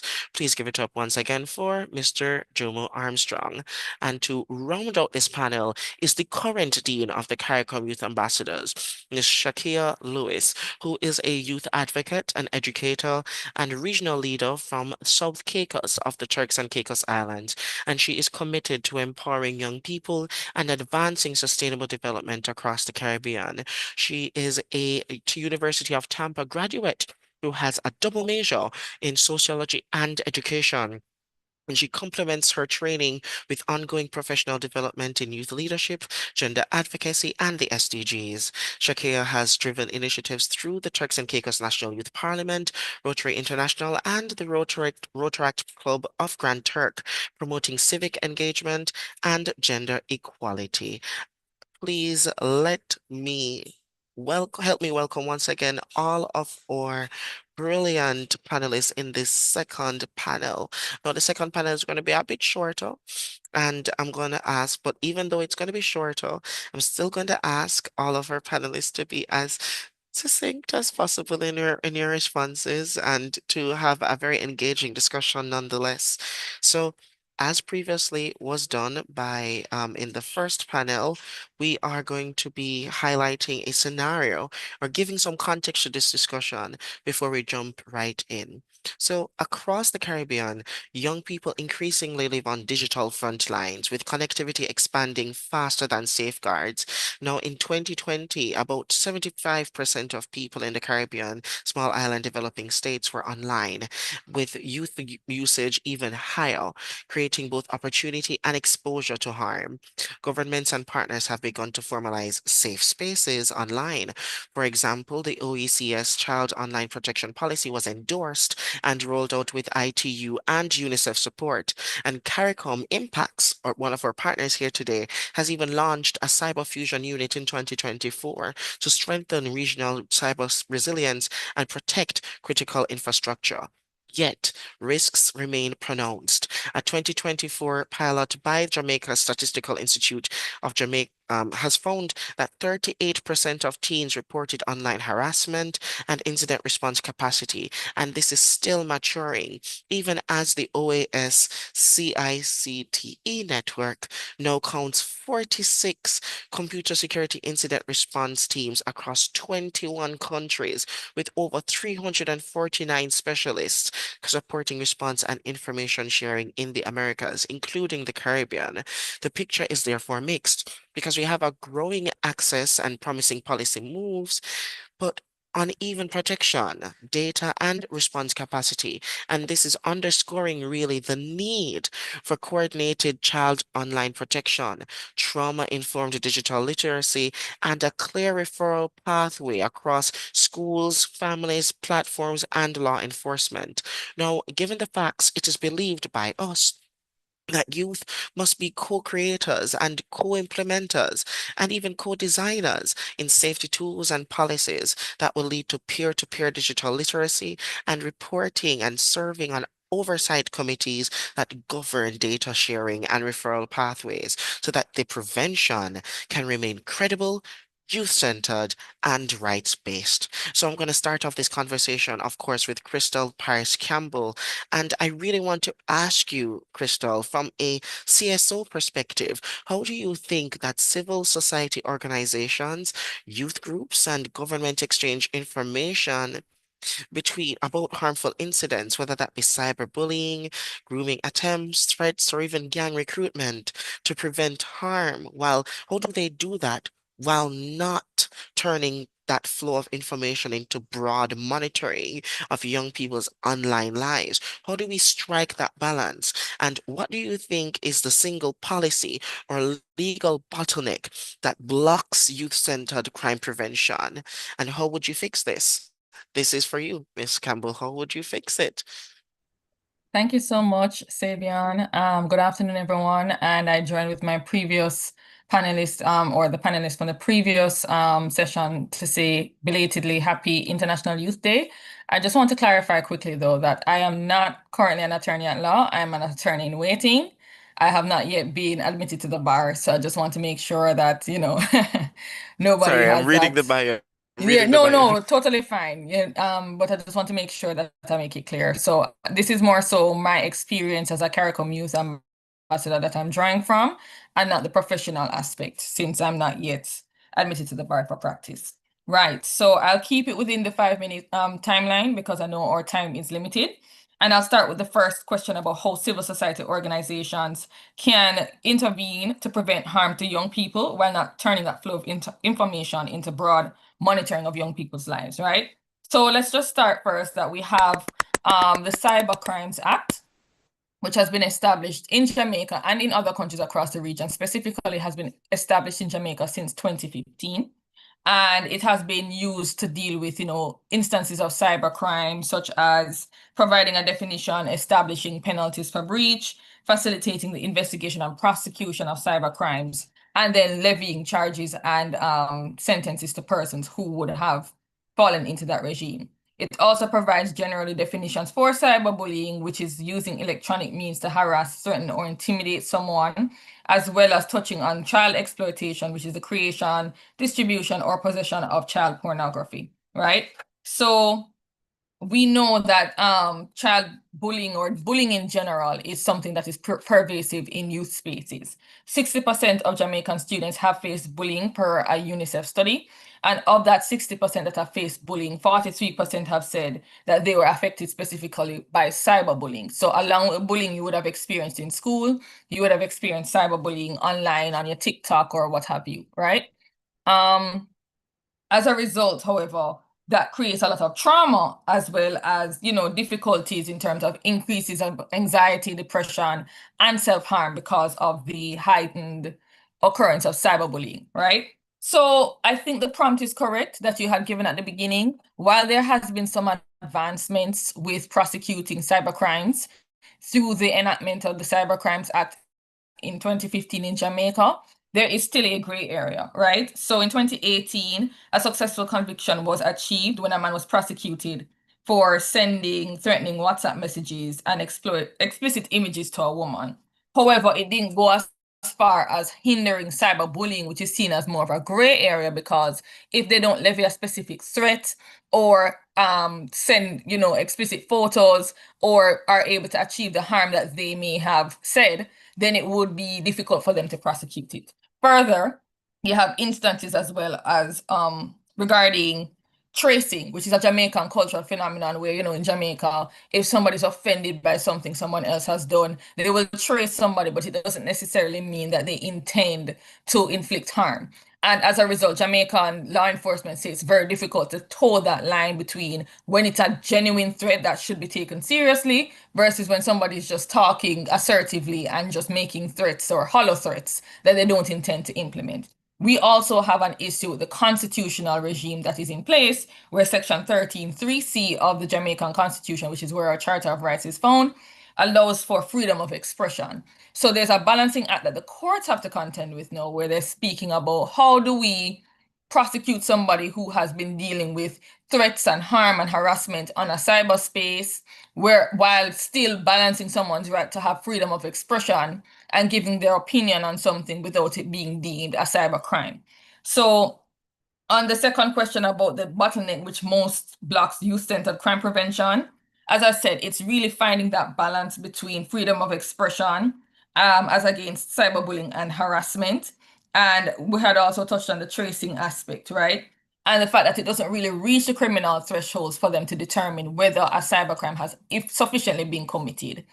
So as a result, that creates a lot of trauma for young people. So I'll give two instances quickly. First instance was a young girl who was being bullied on TikTok for some incident that would have happened either on social media or in person at the school. And she would have been bullied relentlessly. Her parent tried to intervene by letting the police know and trying to file a report, but then they advised her that they couldn't do much about it because it didn't meet the legislative threshold of cybercrime. And so the child was left traumatized, which would have heightened incidences of anxiety, depression, may have increased instances of self-harm, depending on how the child manages those situations. Another instance that I can point to is something that some Jamaicans may recall. There was a Snapchat that became viral on all social media platforms about a particular little girl who they said was unattractive. And, of course, beauty is in the eye of the beholder, but it was going viral that this girl was particularly unattractive, and the bullying started online, but then followed her to school. So persons who knew the girl were then identifying her, bullying her at school, and it became so pervasive that she actually had to withdraw from school and transfer to another school. So of course, you're not only thinking about it from a perspective of the mental effects that it has on her, but also the real world implications of the mother having to find a new school for her, change location, school fee, new uniform, everything in the middle of a school year, which is very disruptive, especially if she was of the CSEC or CAPE age. And that in itself would have caused real world implications without any kind of recourse for the actions that would have happened on the internet. And then a lot of times these pages that tend to levy the cybercrime, cyberbullying, harassment tend to come from these burner sites or burner pages. So the page that is bullying the person may not be the page attached to the actual individual. They have several pages that they utilize. If that page gets shut down, they just start a new page. So it's also difficult for law enforcement to trace who the actual source is coming from. Not to mention if it's more than one person. So you can have persons who are directly involved with the person and just a random stranger on the internet just joining in on the tracing activities that are very common in Jamaica. So on the last question, in terms of if you had 90 days to realistically fix this, what would you do? In 2023, we did have a joint select committee that was tasked with reviewing the Cybercrimes Act. And one of the recommendations that they had was expanding the offenses for cyber stalking, cyber defamation, cyber threats, cyberbullying, webjacking, spoofing, spamming, and social engineering. So they wanted to expand the offense list to include those instances. That harassment could also be an offense that could attract a fine or some form of imprisonment in lieu of the fine. And what they also came to the conclusion about is that it's not sufficient that the Cybercrimes Act alone should bear the brunt of these offenses. You'd also have to look at Child Pornography Prevention Act, the Sexual Offenses Act, Obscene Publication Suppression of Act, the Terrorism Prevention Act, the Education Act, the Defamation Act, and the Law Reform Fraudulent Transaction Special Provisions Act to create a holistic legislative scheme that looks at the different ways of offenses. We also have child diversion legislation that does exist, because this could just be an instance of child sparring. So maybe the child who's bullying may be following what they see is trendy. They may not necessarily want to or intend to cause harm or understand the level of harm they were causing. So I think another element should be empowering social workers, guidance counselors, and teachers with being able to monitor and speak openly to students who may or may not be experiencing cyberbullying, can report on instances of that in a safe, controlled way that is not going to cause, catch-on effects. And it really requires a multidisciplinary approach, because I caution with saying that, legislation is a last step.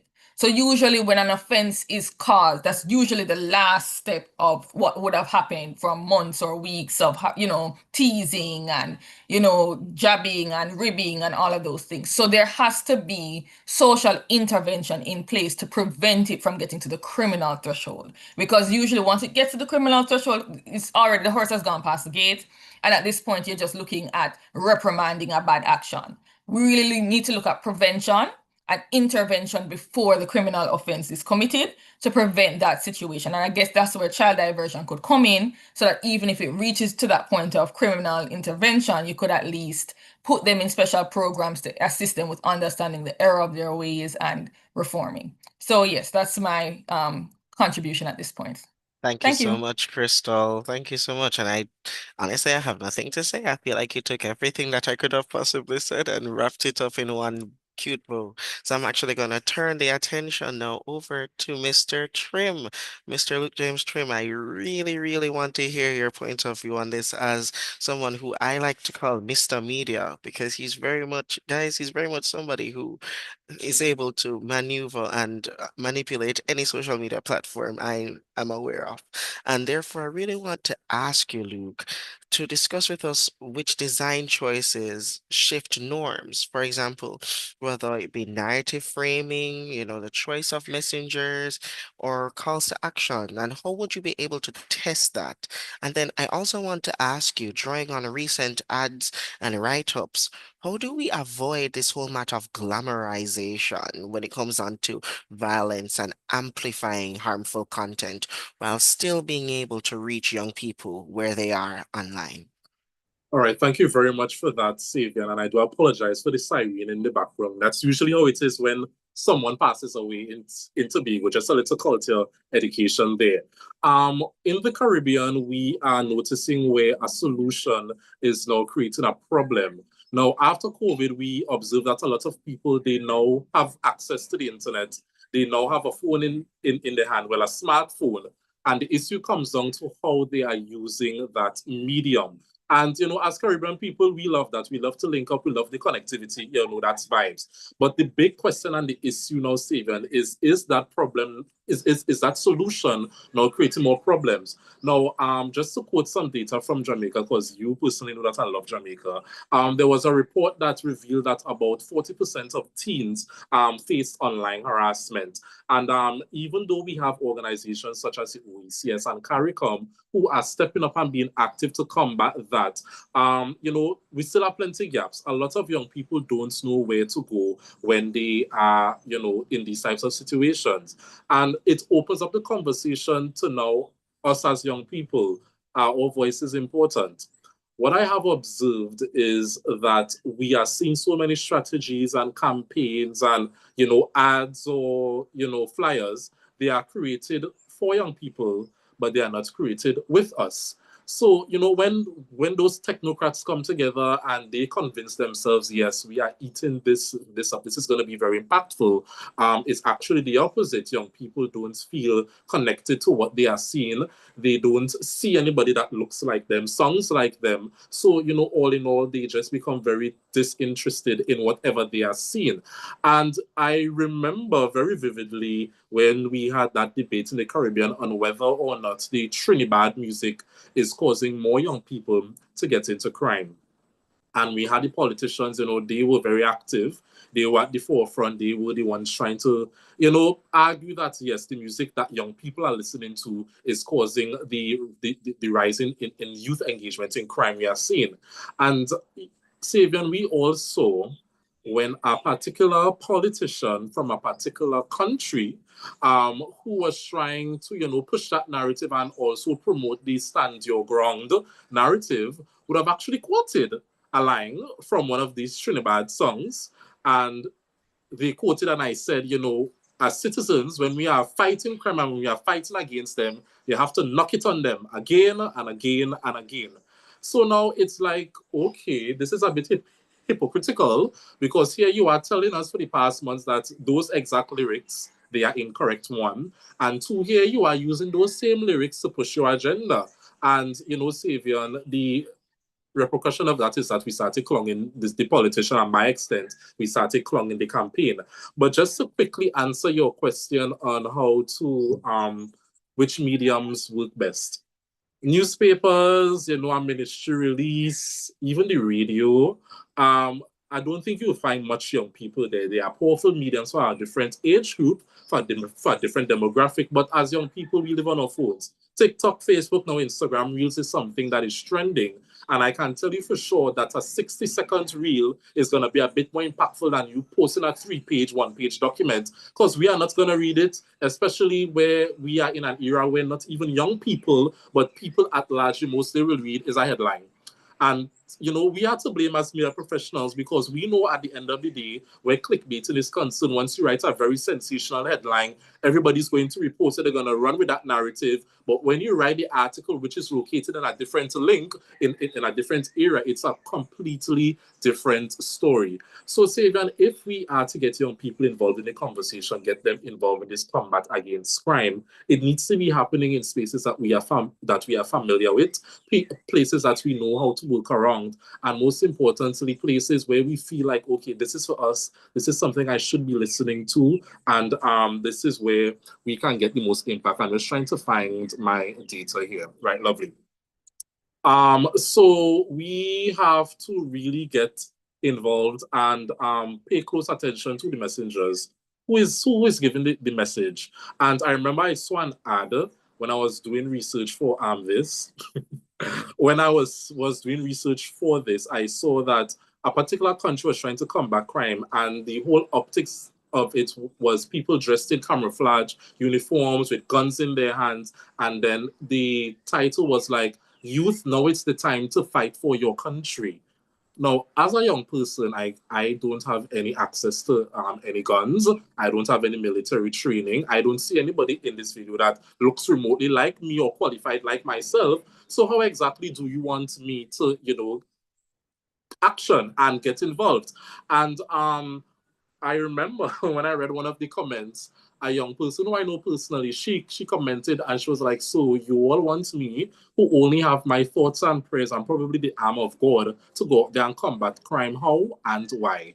And these are the realities we are facing. The content is there, the information is there, but it doesn't really cater to us as young, active individuals who want to be the change that we want to see in our society, in our country. We want to help. We want to help in some way, any way we can. But the spaces we are seeing and the spaces that already exist, they are not looking both figuratively and literally like they cater to us. Not to, yap too much, because I know everyone loves to call me a professional yapper. How do we test the effectiveness and impact of these campaigns that we are launching? Now, it's simple. Sometimes we have to use the A/B testing. Sometimes you need to know your audience for whatever social media platform you want to use. For example, I personally know that on weekends, Fridays, Saturdays, Sundays, my engagement is very low. So if you as an organization, you know probably on Wednesday afternoons that you have the lowest engagement, you are not going to take God out of your thoughts and post a campaign or post any sort of information to cater to young people, knowing that you have low engagement on that day. You have to really be very intentional. You also have to be very mindful of the content you are putting out there, and don't be afraid to figure out what works best for you. For example, I personally pay attention to some pages where sometimes their reels will pull better. There are some pages where their audience love to read, so they will post more wordy captions, more wordy graphics. There are some pages where, color and, the type of music they use, those are their strategies. So I think all in all, just to wrap up quickly, to give the other panelists a chance to articulate their thoughts, when you are doing campaigns or anything where young people are supposed to be affected or engaged, it wouldn't hurt a little just to engage youth, because then you can have a different perspective. You have someone who understands the space and the culture. And most importantly, we can, have that collaborative environment where, the older ones who have the more experience or, more refined expertise, they can now support the already existing skills that we may have as young persons. So that's all I have to say for now. I hope it was short and sweet and impactful as any media campaign should be. Thank you, Xavier. Thank you so much, Luke. And it was impactful. I like what I see, to put everything to context in what you said. I think it's something I've always heard in the youth space, nothing for us without us. And I agree with that fundamentally, that at the end of the day, if you want us to be a part of breaking the cycle, then you need to involve us in the situation. There's no way that you can use your perspective and isolate the people who you're very much trying to target. So I do agree with you fundamentally. Thank you so much, Luke.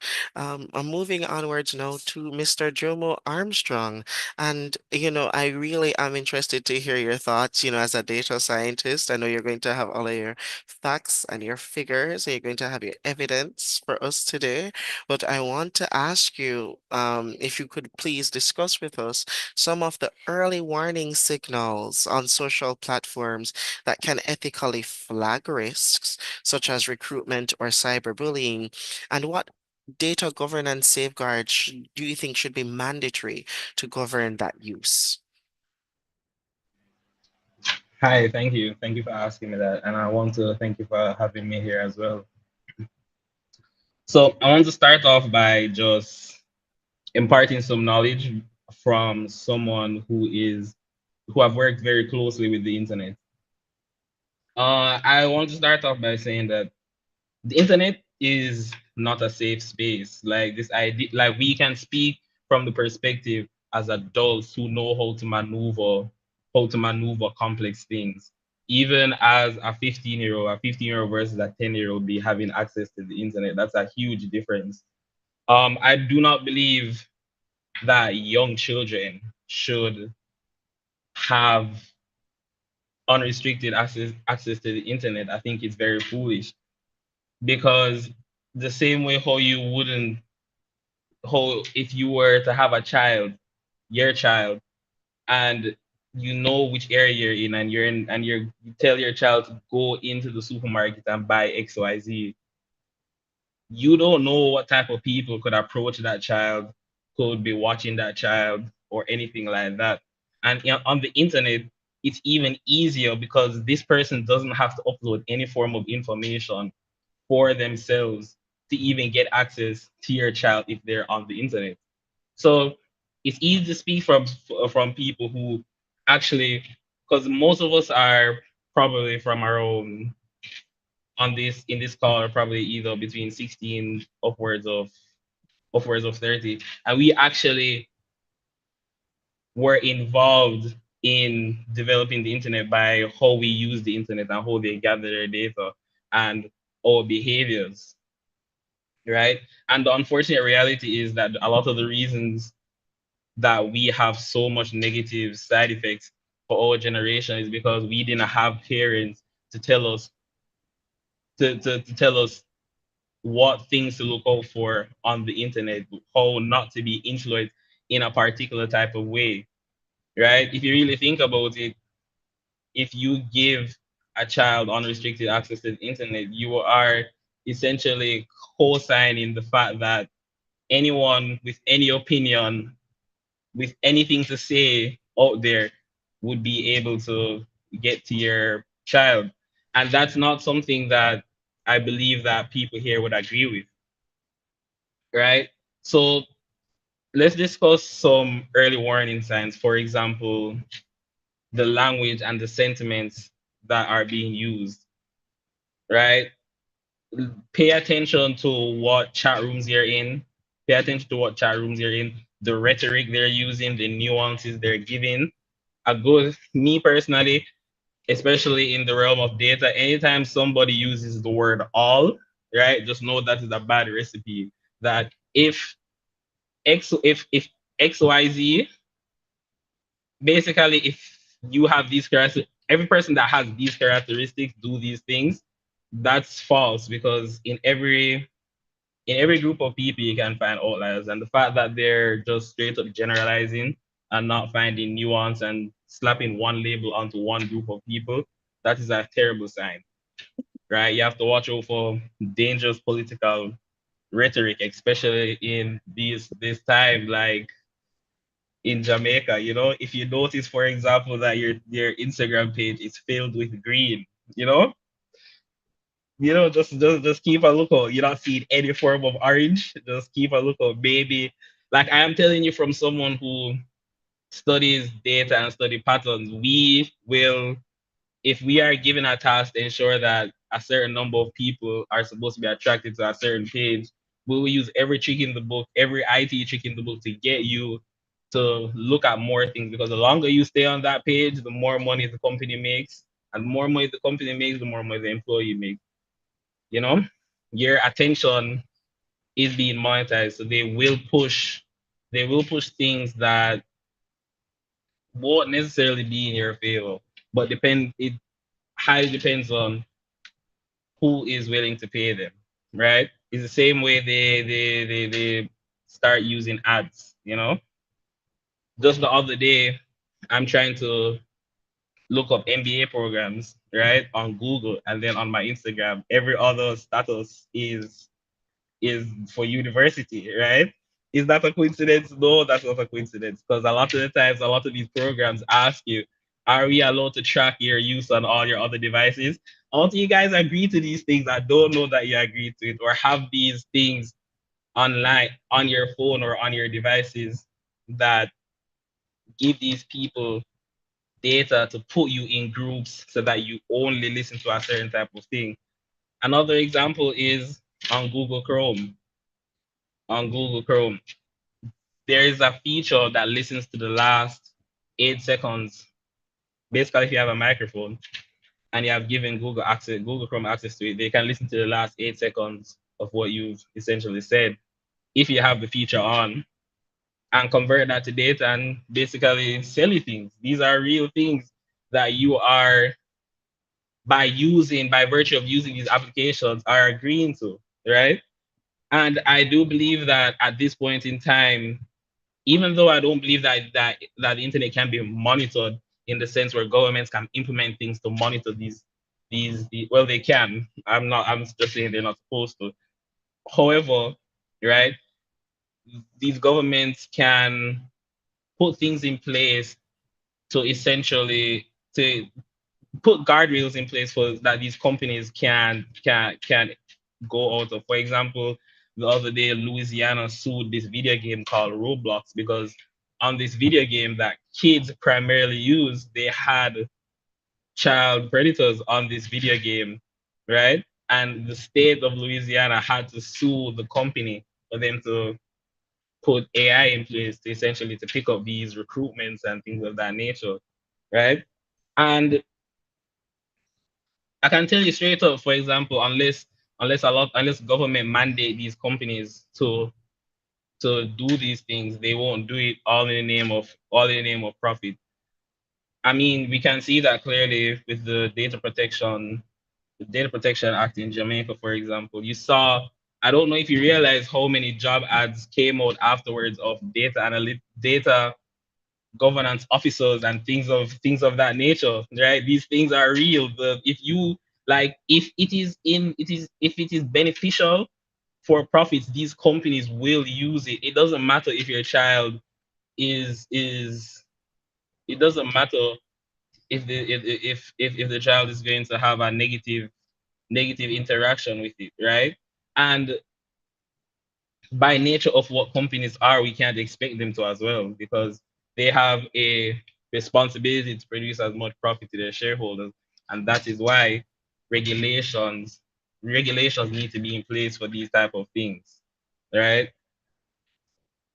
So those are just that's my quick two piece. I hope you learned something, right? If not, very least, I will hope that you understand that this idea of putting all your information to the internet, don't do that. If never go to the internet to seek empathy, right? If you feel like that's going to happen, no, because once you voice your opinion, you are literally saying to the world, everybody in the entire world, right? Some people don't even agree with your parents. What makes you think that you're going to agree with someone halfway across the world that looks different from you, have a completely different culture than you? So if you learned anything here today, it has to start from within the home. You have to teach, especially because we're the ones that are going to become parents in the future. You have to teach your children how to maneuver the internet, have conversations about it, and you yourself know that the internet is not this fantastic place where you just you can gather community, but don't expect that relationship, please. Thank you so much, Jomo. I really appreciate you mentioning the fact. Well, you kind of dragged me up there a little bit still. When it said that, we shouldn't be using or social media platforms as a space of venting and like just airing out, how we feel all the time, because there are certain No, repercussions that can come no, about from that.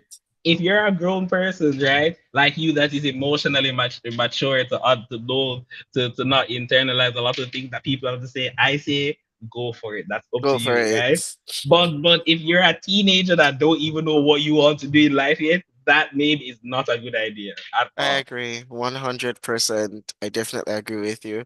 And honestly, I feel like it's something that I'm hoping we can definitely, impart onto our children in the future. I know for a fact that for me, I wasn't even on social media until I was like about 15. Like I got my first Instagram account at like 16 years old. And my Exactly. my mom was very adamant on it because she wanted me to be very well, you know, balanced and have a certain sense of mind before going on social media. So I will definitely try and do the same thing for my children. Indeed. By the way, guys, I just got an announcement that the CARICOM Secretariat is engaging in a rapid mental health training to aid persons on approaching crises and traumas. So please follow the CARICOM page, that is at CARICOM ORG. And I think Chanel, if you may be able to just put that in the chat for us. That is once again CARICOM ORG. Please follow the CARICOM Secretariat in what in their work. So you may be able to be a part of that very fascinating mental health training coming up. And I am so happy as well to see that we are seeing persons interact with the different polls that are coming up one by one. And, definitely thus far, we have been seeing a good amount of interaction. But I'm going to turn the tables now to our final panelist within this panel discussion, and that is our Dean, Miss Lewis. I really want to hear from you at present. What do you think about the importance of organized peer-led support? And how do you think that the training and ongoing supervision will enable us to prevent burnout amongst peer mentors handling sensitive disclosures online and offline? And how do you think as well referral pathways should be structured in order to ensure that timely help? I know it's a lot, but I'm asking if you'd be able to do it in a cutesy response. I'm looking forward to what you have to say. Go ahead, Miss Lewis. Thank you so much, Sabian. I will try to do my best to dissect this question. But before I start, I want to say thank you for the invitation from everyone who invited me to be on this panel today. I'm so excited to actually give my views and my thoughts about the topic before us today. First, let me say that organized peer-led support is critically important because it transforms the natural trust that young people place in one another into a structured and safe system of care. Research has shown that young people are far more likely to disclose sensitive issues such as bullying, online harm, or mental health struggles to a friend over a more adult figure. And definitely something to go behind that is in 2010, the Declaration of the Paramaribo CARICOM affirmed the importance of youth-led advocacy and peer sensitization networks as a tool to foster Caribbean identity and regional integration. By placing young people as active shapers, not passive beneficiaries, these strategies reflected the power of structured, peer-oriented approaches to development. So throughout me presenting on this question and trying to pull it apart a little bit, I will be highlighting a few peer-led support organizations and forums that I do use and I do constantly look at. Like, for example, in Turks and Caicos Islands, there's one called Pushing Your Peas. There's one called WhatsApp Turks and Caicos. These are all peer-led opportunities for young people to actually express themselves and actually reach out to someone of their age to discuss a lot of these online things that we're working on and talking about.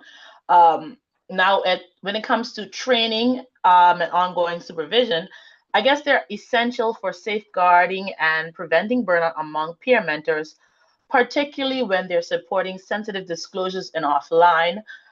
I kind of did some research when I was looking at this aspect of it, and I came up with 3 different topics that I want to zone into for us to focus on that portion of it. Firstly, building skills and confidence. I guess comprehensive training equips peer mentors with practical skills in active listening, boundary setting, crisis response, and referral pathways. When young leaders feel prepared, they're less likely to internalize the weight of a disclosure or feel overwhelmed by responsibility.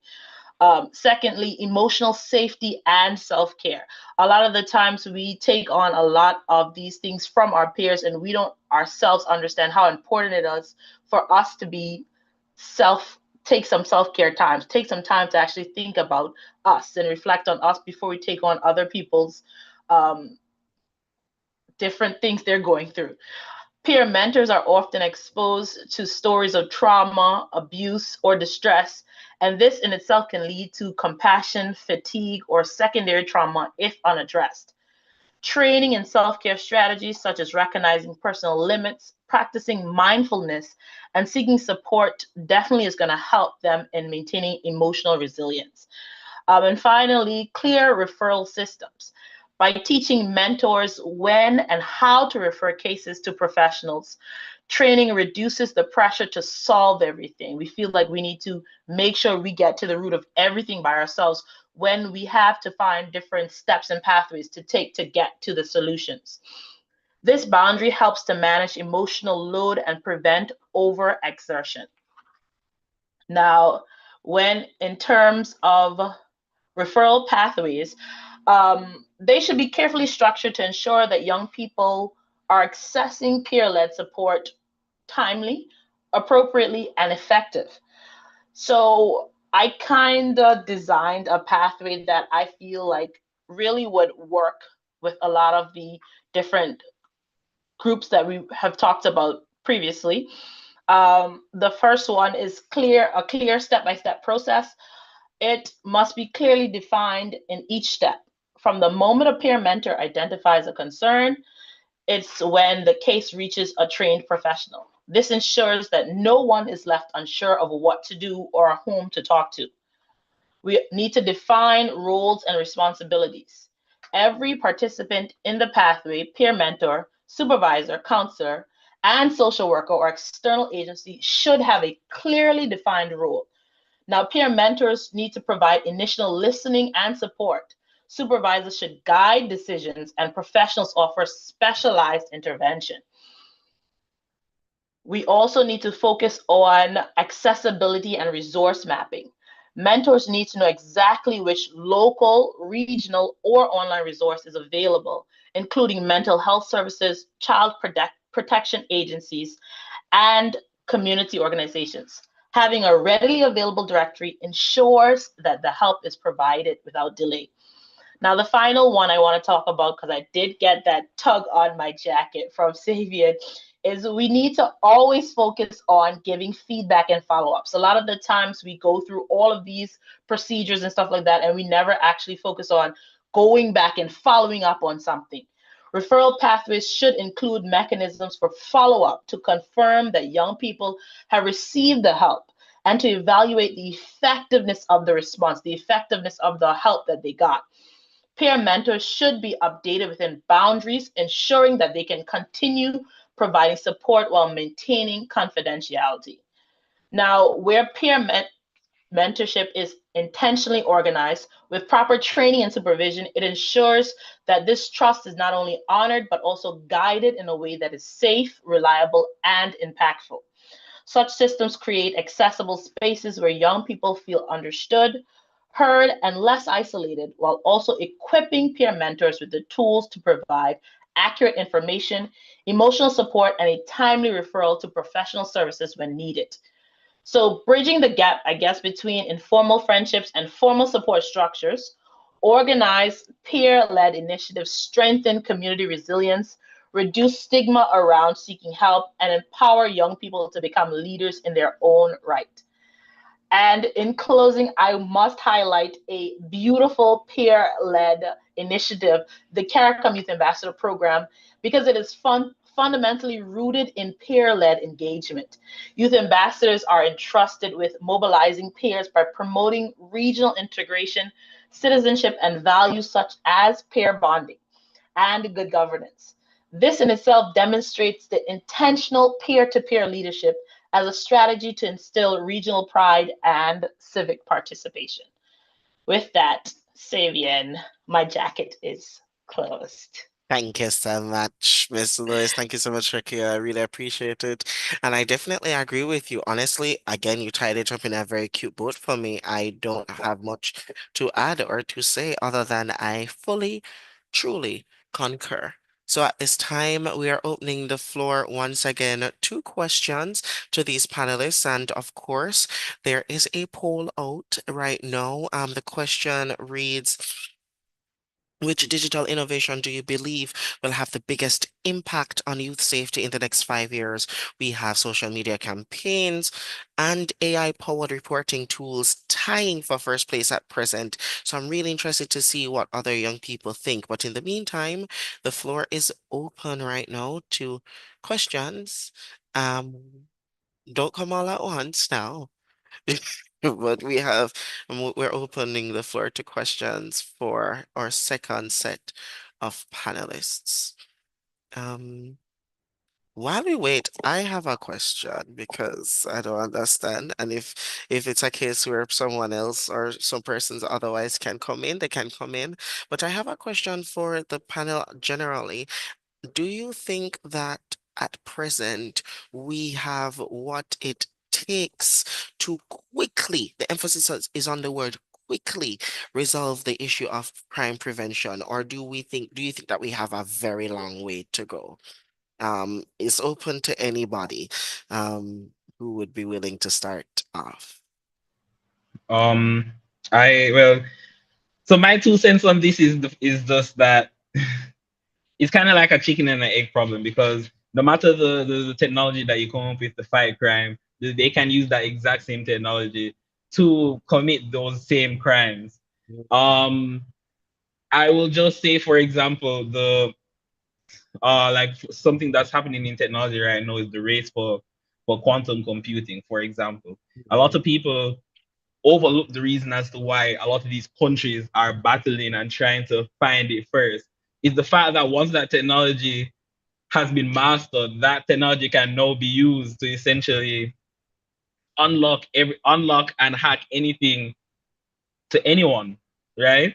So it's a weird it's weird, because the same technology that you can use to fight it can be used to commit it. So I agree, and I have to acknowledge that. So therefore, then we have to consider the fact that it cannot be quick and it cannot be a long time. It really is. It just will. We will know when it will end, if that's really it. Anybody else wants to add before we close? Because we're not getting any questions from anyone. So if and oh, we're getting a oh, never mind. Okay, Commissioner. before you read Commissioner Nicole Cole's question, Yes. yeah, I would say we're on the road to it.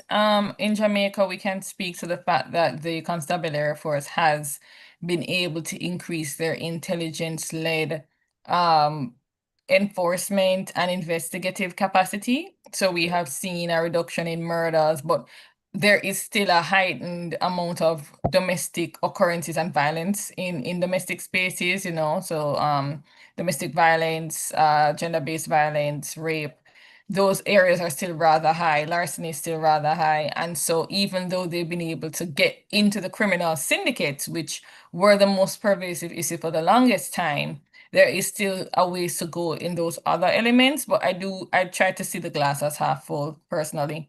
I So I do understand. feel that there is momentum, and it's better to have momentum than no momentum. Yeah. I agree. 100%. So we're going to wrap up the question and answer segment with Commissioner Nicole Cole's question, and it reads, are parenting apps really helping to monitor children online? How should parents navigate AI chat boxes that can imitate them and mislead their kids? I feel like Jomo is probably the best person to answer this question, and then I'm going to allow for our other panelists to continue following him. So Jomo? yeah, so well, at the first part, the first part of the question, are parenting apps really helping to monitor children online? Yes, but I would have to be very specific in saying parenting apps at the source. Meaning at the source is that you don't want to download an app to monitor another app. You want to download a piece of software to monitor the entire device. So if you're a parent and you have a child that has a phone, if you are going to download a software onto that phone to help monitor, that software should essentially have root access to the phone, meaning you can see everything that happens on the phone. Because the minute there's something that you're not able to see, right? By the way, that's only if you have children that have, for example, that's not some super genius that can basically go around all of these things. Because you do have those outliers out there, a lot of them, right? But yeah, so monitor at the source, monitor everything that's being fed to your child. As it pertains to the AI chat box, I would recommend I want to give a lot of people comfort in knowing that because this is an issue, they will create software to basically counteract this issue, especially when it comes on to children. AI chat boxes are so new right now, right? And that there's so much going on. It's going to be hard for me to tell you exactly ways other than you monitoring your child to prevent these AI chat boxes. Because if your child has access to social media, that means any and any chat box can enter their DMs, Facebook, or anything like that. So it's hard for me to say that. I believe that software will improve enough to prevent this, especially for children. So I think you can kind of rest easy in that sense that these type of things are going to be resolved. Nice. Thank you so much, Jomo. And I will just take a quick nugget from another panelist before we wrap up. Anyone wants to take a jab at it? I just want to comment a little bit on what Mr. Armstrong said. It's very important that we understand that not all parental apps are going to work for everyone. So what parents do need to do is not follow the trend and more so kind of do a lot of research on the app themselves to find out what can work for a child. Because, for example, I know with my nephew, what I tend to do is I put him on an Apple device and I have an Apple device. So literally I linked everything from his iPad to my iPhone. So whether he wants to go on YouTube, it comes to me first. When he wants to buy stuff, it comes to me first. So I had to kind of figure out what app I could use to kind of monitor him myself before I gave him the option or before I found one online that all of my other friends were using. And to touch on that little piece that we were talking about to kind of navigate the chat box, I guess you need to strengthen digital literacy at home. You need to teach your kids about AI. You need to actually explain to them that there are good people, there are bad people, and that you need to find online tools that you can let them know that there are online tools that actually pretend to be people, but they aren't really human. So you have to kind of break down the gist of what these things are to your children. And a lot of people don't understand that kids are like sponges. They soak up everything you give to them. Mhm. So being very frank with them, they're gonna get it. Don't just try to play around with it and kind of make it smaller for them, Agreed. but they definitely are gonna get whatever information you give to them. So do your research as a parent and actually give that information to your child too. That helps definitely in that aspect. All right. Thank you so much, Shakia. And this has come to the end of the second panel for today. I just want to shout out to all of our young people who decided to be panelists in this panel. Thank you so much for your perspective, for your opinions, and thank you for contributing to what is really a very great conversation on crime prevention. We're now starting to wind down. But as we're winding down, just reminding you all that we have a mental health first aid training that is being done by the CARICOM Secretariat to deal with, situations like these in addressing crises and traumas. And I'm going to ask Chanel once again to put in the chat or or tag on Instagram the CARICOM Secretariat's tag that is at CARICOM ORG. I am encouraging all of us here today to please follow us on Instagram, on Facebook, on Twitter, on everywhere, every social media platform. CARICOM is there. So once you're following us, you'll be able to properly see and be very capable of getting in touch with that training session. And I also want to just, before we move on, share the results of the final panel that, in fact, AI-powered reporting tools outperformed social media awareness campaigns in terms of a digital innovation that could possibly create a great impact on our youth safety. And I definitely agree with that. So thank you to all those who have responded. So now we're ending the day today by discussing not even discussing, but having a youth showcase, showcasing our young people and showcasing the initiatives that they have been able to accomplish within their communities. Now, we will be having two very short presentations, and these presentations will be done by two very brilliant young people. We have Mr. Seville Francis, who is a community liaison officer in Grenada. And we also have Miss Moesha Allen from Jamaica. And we're going to take their presentations, which will be brief, about 5 minutes each. And the first one will be from Mr. Civil Francis, who will be talking to us about reform programs in the juvenile system to create agents of change. So, Mr. Francis, are you there with us? Well, first of all, I'm thank you so so much. sorry. It's It's not Miss Mr. Francis. Miss Francis, apologies. Apologies. I feel so bad. But Miss Francis, are you there with us? My God, I I feel so bad. I am here. Great, wonderful. So, Miss Francis, I love the fact that you corrected me so Well, quickly. I appreciate that. I I'm am going happy to to. be used as an icebreaker because I think we needed the light moment after all of the information that we received. I agree. So I'm handing the floor over to you now to, provide your presentation.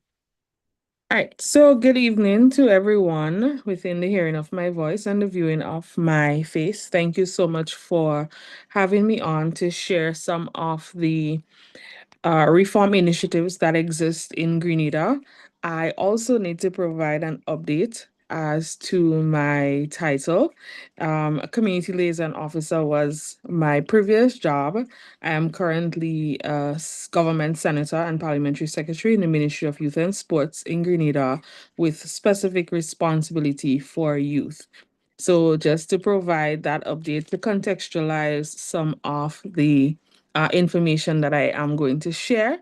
I still believe that I am a community liaison for young people. So I still carry that title within my heart because what I do really and truly is ensuring that young people, especially those who need that second chance at life, gets what they so deserve. So I'm going to start with some of the initiatives or reform initiatives that I've personally engaged in before becoming a senator, and then I'm also going to touch on from a ministry's perspective. So, I've recognized or I've grown up in a community where opportunities for young people, they are very scarce. And I think that is one of the main things that has pushed me and propelled me to be that conduit for young people and opportunities. Uh, I grew up in the community that is what you would refer to as modern day Nazareth. And it's a community plagued with every social ill that you can think about. And so I have seen how crime, especially involving our young people, has destroyed not just the moral fabric of our community, but it has broken families, it has placed a stigma on our community, and it's almost as if the question is always asked, can anything good come from the community where I am from?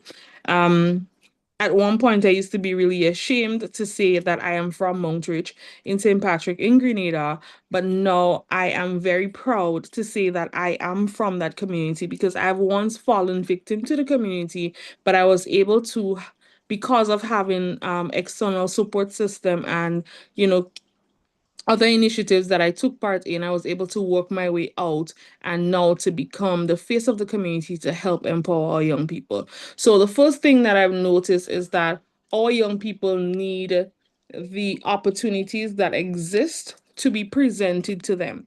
A lot of the times I've recognized that the opportunities exist, but they are not presented to our young people that need it most. So we may have consultations, we may have all these different things that we think that, or when we're creating programs for our young people, but it does not necessarily get to them in the manner that it needs to. So education or lack of education, and I think our first panel, team of panelists discussed that lack of education or access to education is one of the major challenges affecting our young people. And so I've recognized that when our young people are not able to fall within or take advantage of the education system as it exists, it frustrates them and it pushes them into a life of crime.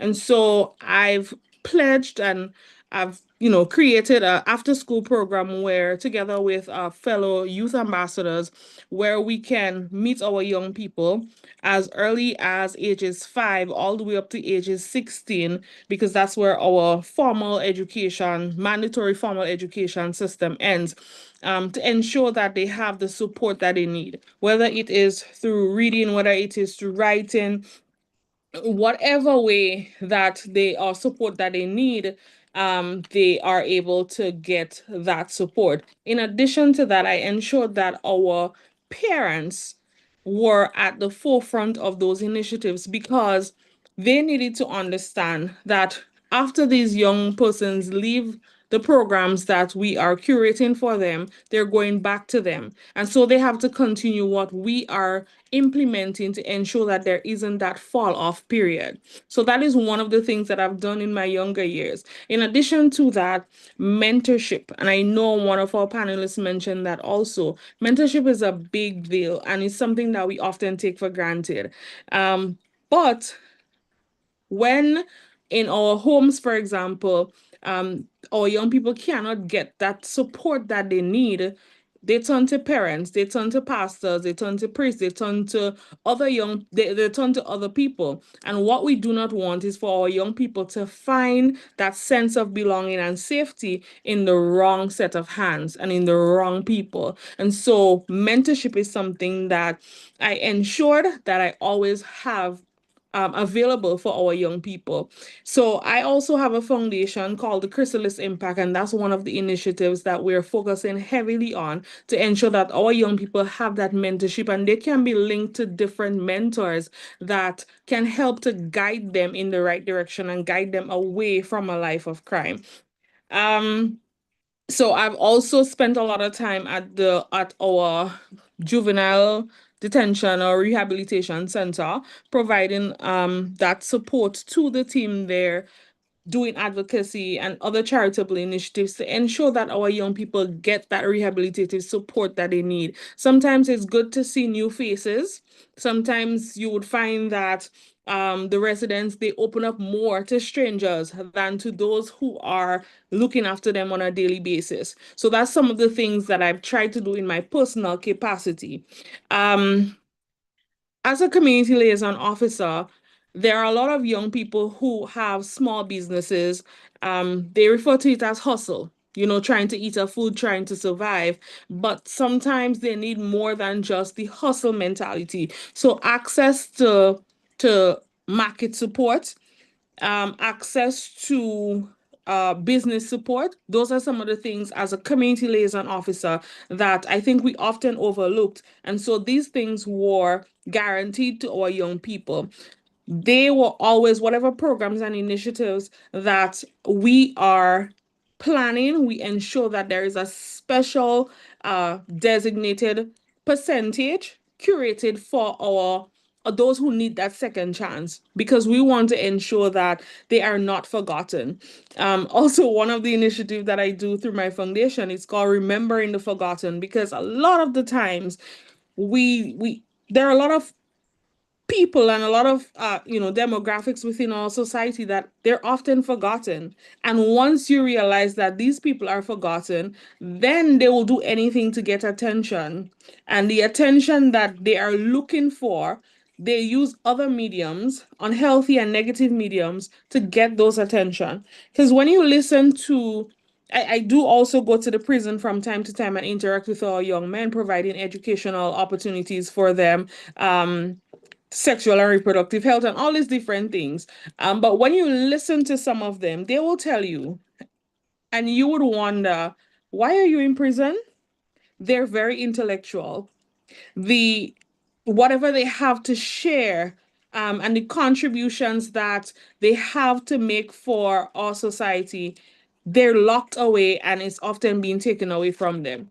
In addition to that, at the Ministry of Youth and Sports, we have a program currently called the Empower Program. And that program is one that it's male-oriented for the Division of Youth that caters from the Division of Youth, that caters to unemployed young men between the ages of 16 to 35. And not just our young men outside, but we also have institutionalized that program inside of the prison system.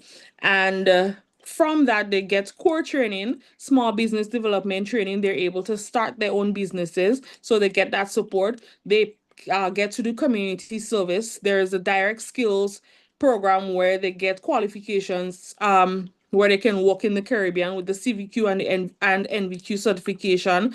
And there are so many others within our system. Also here in Grenada, we have the HYPE program, which stands for Harnessing Youth Potential Excellence. And it is a program that empowers at-risk youth in Grenada to reach their fullest potential and to become responsible citizens. So again, within that program, we have the mentorship, the educational support, psychosocial counseling, character development. They work with the parents specifically again and the community to foster that supportive system.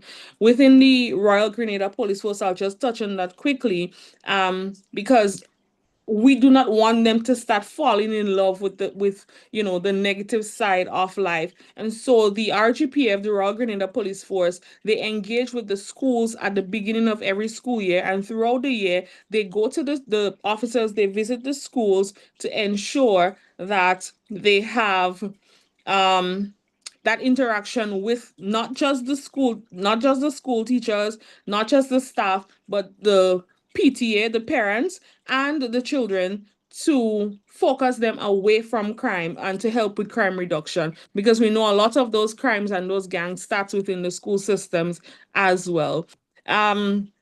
Going back to our juvenile system, we have a lot of programs within our juvenile system that is actually the model of the Caribbean, envy of the Caribbean. We have holistic intervention. So we focus on their spiritual being, their skills development. We have computer labs for them to ensure that there is that reintegration program. We have also within another ministry, the juvenile probation officers and the reintegration officers, to ensure that once they leave the juvenile system, they're not just going back out into the street, but they're well-rounded, and they have those officers to help with the monitoring and evaluation and to guide them and to ensure that they remain on the straight and narrow path. I know time is against us, and we have a lot of other reform initiatives that exist here in Grenada that I'm a part of, that I'm proud to be a part of.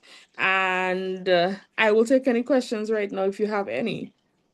Thank you so much, Senator Francis. I apologize. I That's do not want fine. to disrespect you any longer or anymore.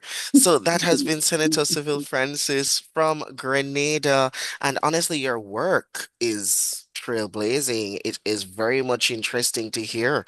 And I am honored to have heard it myself here first. And I'm hoping that others, as young people, will be inspired by it and hopefully be capable of moving forward with it in their own territories. Thank you so much, Senator. I really appreciate that.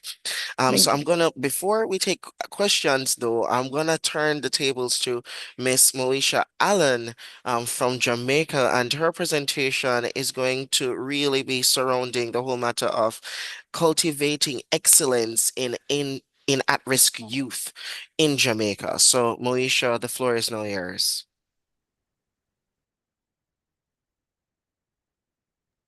Good You are afternoon, muted. everyone, Okay, great. Yes. and thank you so much for having me. It is indeed a privilege and honor to be here.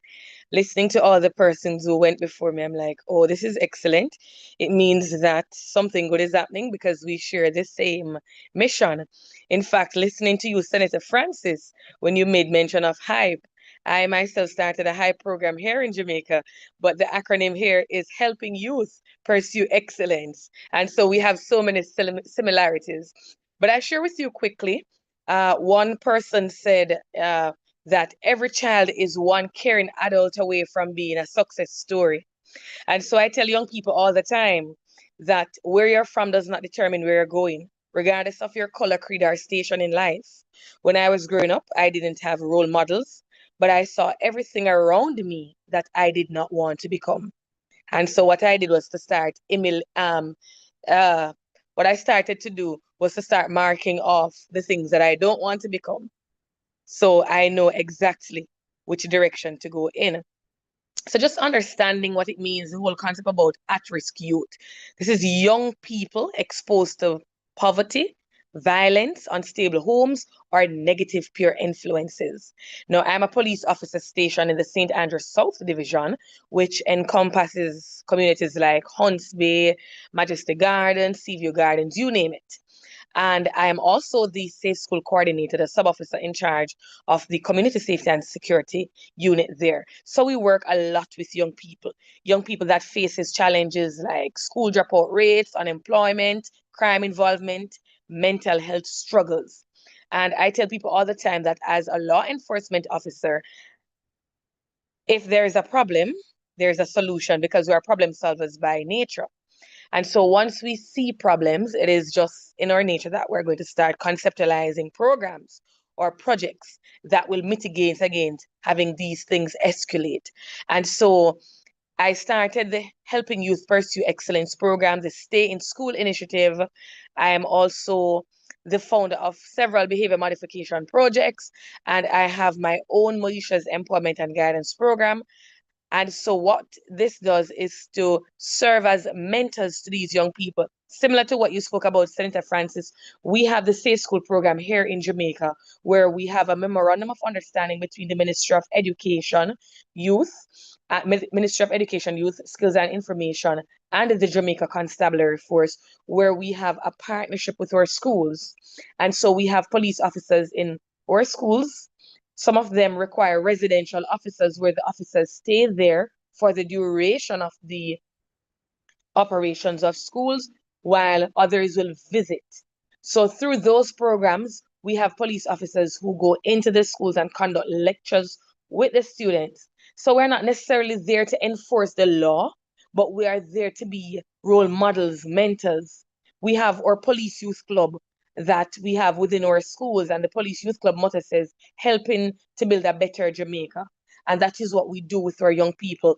Just a few weeks ago, we were in St. Mary, where we brought over 50 young people and we took them there. We brought resource persons there to get them trained, and persons from the National Drug Council and various resource personnel to train them, get them equipped with the requisite skills and knowledge they need to go out there and be a positive effect there in society. So though they are faced with several challenges, where they're working hand in hand with them, equipping them with academic and youth skills, building their character and values.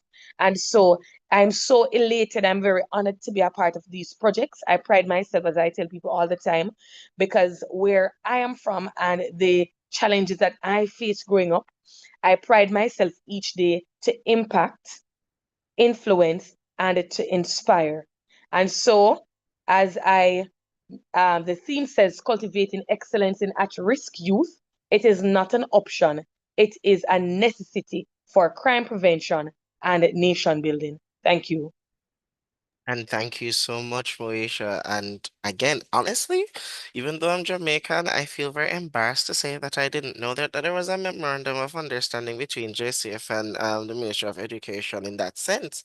And that knowledge is definitely something that I feel needs to be bolstered some more, because I feel that we as youth advocates would really we would want to help the JCF and continue to bolster you all. I know we have our national youth councils and our National Youth Advisory Council, but I think that more CSOs would be willing to come on board and support your cause.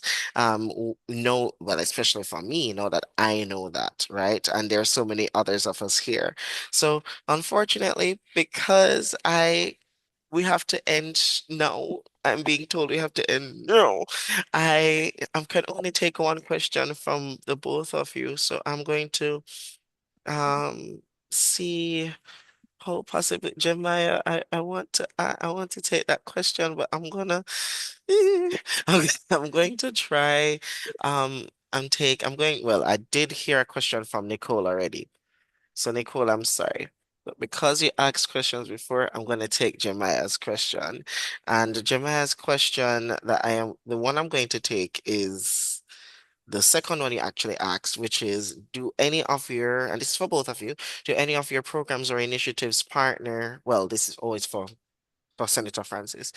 Do any of your programs or initiatives partner with Grenada's Family Court when dealing with child offender cases, to provide specific restorative programs as part of the sentencing? So with the so we have a separate court, and I think someone from Jamaica, I think on the previous panel mentioned that we have a separate court system that deals with our juveniles to ensure, for obvious reasons. And there was a second part to your question dealing with restorative programs as part of sentencing. So under the juvenile probate, well, under the Ministry of Social Development, that falls take cares with the juvenile probation officers and the reintegration officers. So, for example, when the court system sentenced a juvenile offender for community service, for example, they're not just, so there's a portion of that community service that deals with life skills. So they're not just gonna be out there, let's say, picking up garbage or, helping an elderly or whatever sentencing that they get, but they are being dealt with in a separate program, but that falls under community service, for example, that says, this is why you're doing community service. This is what it means. This is what it's supposed to help you to achieve. It's not just about, we don't want you in the prison system with the seasoned criminals. It's not that we don't want you to get accustomed to the prison system, but this is what it's supposed to do. So while you are there conducting that community service, you're supposed to be reflecting. You're supposed to be envisioning what your future is like. It's supposed to help you reform. So those are some of the initiatives that comes with that falls under the family court when dealing with child offenders. All right, nice. Thank you so much, Senator Francis. I'm gonna turn the tables now to Miss Nicole Cole. She had a question for Officer Moesha Allen, and she asked, what challenge do you think powerful gangs pose to young people in Jamaica?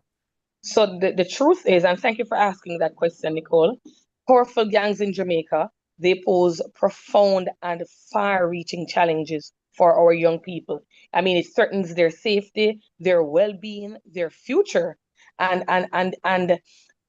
it's really challenging, because having worked in inner city communities, you find that sometimes, because of poor and improper parenting, again, that's another sore point. And so we have to be doing twice as what we ought to be doing as officers in terms of what gangs does to our young people. But again, we have these programs, we have social interventions that we try as best as possible to use to impact, influence, and inspire young people. Wow, thank you so much for that. I really appreciate you saying that the profound impact that they do have.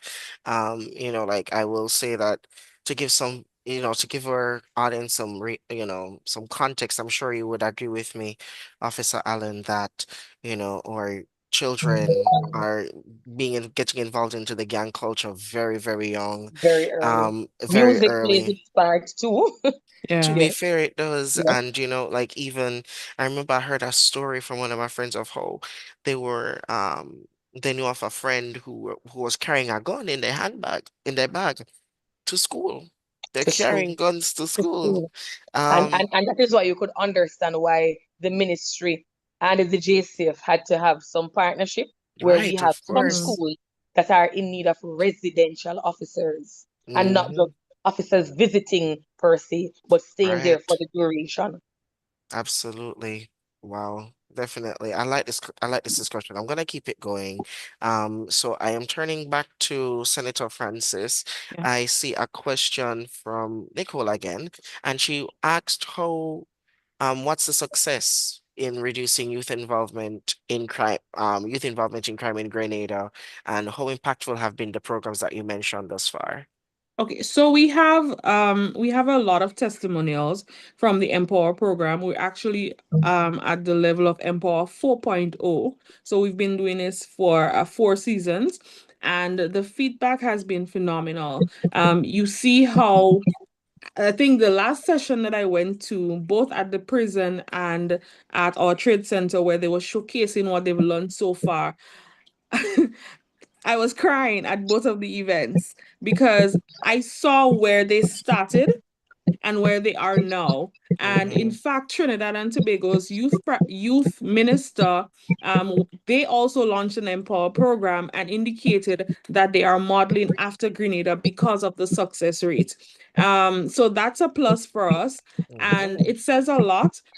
There will always be one or two bad apples that will spoil the bunch. But I always say that if we have 100 young people register, but we have one person that turned their life around, that one person can turn around and change 100 more. So I measure success by a different yardstick. It's not about the amount of persons that stays within a program. It's not about the amount of persons that do not go back, but I measure it by those who actually stayed. Now, those who left, those who did not take the program for what it's worth, then we have to go back to the drawing board and see how we can go back and reach them, because one soul lost is also one soul too much, right? We've also have, just to quickly add to that, there's a program on the Carry Secure, USAID and UNDP and the OECS, where we have it's an initiative called YES, Youth Empowerment Services, that focuses on building systems to combat youth crime through data and evidence. So there's a national task force for crime data standardization to roll out that Caribbean Citizen Security Toolkit and all these different things to ensure that we're gathering data. And again, that was mentioned by somebody else. In the Caribbean, for some reason, we have a problem with collecting data and statistics. So while we develop all these programs, we do not gather the data to go back and say, this is where we were, but this is where we are now. And one of the things that I recently did, I reached out to the Royal Grenada Police Force to get some statistics to see, especially because of our Empower program, where our youth violence are at this point, or where it is at this point, sorry, and the areas to see if our Empower program is working. That data has not yet been finalized, but from what I've seen so far in the change of behavior of these young men, I can say for certain that it's working. In the prison system, for example, when I went up there not too long ago for their graduation ceremony, because they're incarcerated, they don't get the second part as yet, which is, starting up of their businesses and so on. But the first part of the program, when I went there, I forgot for a minute that I was actually in the prison, because what I saw, and I remember having an informal chat with them, asking, I'm like, why are you here? Why are you here? What are you doing here? Because they have so much to contribute. And two of them actually said to me, I am not coming back inside of here. So these things for me are success stories. And I will say that the program is very, very successful, but with everything, there is always room for improvement. Definitely. I agree. And I'm happy to hear all of that. And I'm sure I can speak for everybody in that sense that that program is in fact working. And hopefully it could be not just a national program, but possibly a regional program that we Yes. can implement for sure, to really see how best it can be utilized in other Caribbean countries. But just to end with you, Senator Francis, I'll get you one more question from you, which is there any program, or well, not program, but platform? Are there any platforms in which we can see these listed initiatives, or where can we gain access to them themselves? Well, again, unfortunately, we do not have so we're changing up our entire government system to digitalize everything and have documented programs, initiatives in a central space. We have not yet completed that, but I can guarantee you at least 100% that if you just type in reform initiatives in Grenada, you will see the different initiatives. So because they fall under different ministries, so there isn't a centralized space to do that. And we are recognizing the importance of data and evidence and statistics. And so we're working to combat that issue to ensure that we have that. So in situations like this, I can say, here is the evidence. We have done the work and we know it's working. Nice. Okay, Yep. thank you so much, Senator, and thank you so You're much, welcome. Officer Allen. Really appreciate you both coming here and staying and, having the discussion. And I think it was really insightful to know what exactly is taking place in the Caribbean thus far to, move forward with this issue of crime prevention. And I'm very happy to hear all of the successes on both your parts when it comes on to all of that. So thank you so much for sharing your insights. I really Th- appreciate it. Thank you so much for having me and have a good evening. You too, Senator. All right. Thank you. Of course. So, with that being said, ladies and gentlemen, we have come to the end. I believe we have come to the end of what has been a very in-depth, very, very broad conversation spanning from education to empowerment to youth development to mental health. So many things have been discussed today, and I'm going to ask at this time to give that summary of the key messages that would have been obtained from this webinar. And to have closing remarks, I once again hand over back to our wonderful program manager for crime and security in the CARICOM Secretariat, Mr. Stevenson. The floor is yours. Thank you very much, Sivian. It's been a long but very engaging and very productive afternoon. So I will just preface to say my closing remarks will be a closing comment, because I know persons are eager to get on their way. But it would be remiss of me not to really thank you for moderating us through this very engaging session and providing for us all the key highlights from all the speakers and all the end of all the panelists. So you've made that my job very easy. I do not even have to wrap up in terms of what are some of the key messages. You've already done that so eloquently. So thank you very much. We look forward to engaging on this level, maybe in a different forum in the future. So there are some things that the CARICOM Secretariat will be rolling out so that we'll be able to really put our money where the mouth is, where the rubber hits the road in terms of really engaging our young persons in moving it forward and really making an effort to break tokenism. Just not, just pulling on our young persons when we need to have a youthful voice, but really to begin to deepen and structure a governance system where we could engage and move forward together as a society. Made up of our young persons and everybody else. And I wouldn't just say young persons as experts, because we have a lot of young persons who are experts. So thank you so much. It's refreshing to hear and to be in the presence of so many young persons. Again, I just can't help but reflect when you get to the newspapers, the rhetoric that is relayed is that our young persons are doing so much bad. And really there's a demographic that is really engaged in making the wrong choices. Where we can, if we can understand and reduce the environmental factors that contribute to that, and really begin to focus on the youth development, that we can be able to move forward. So there are more conversations about what good our young persons are doing and how they are in fact causing our nations to develop based on their efforts.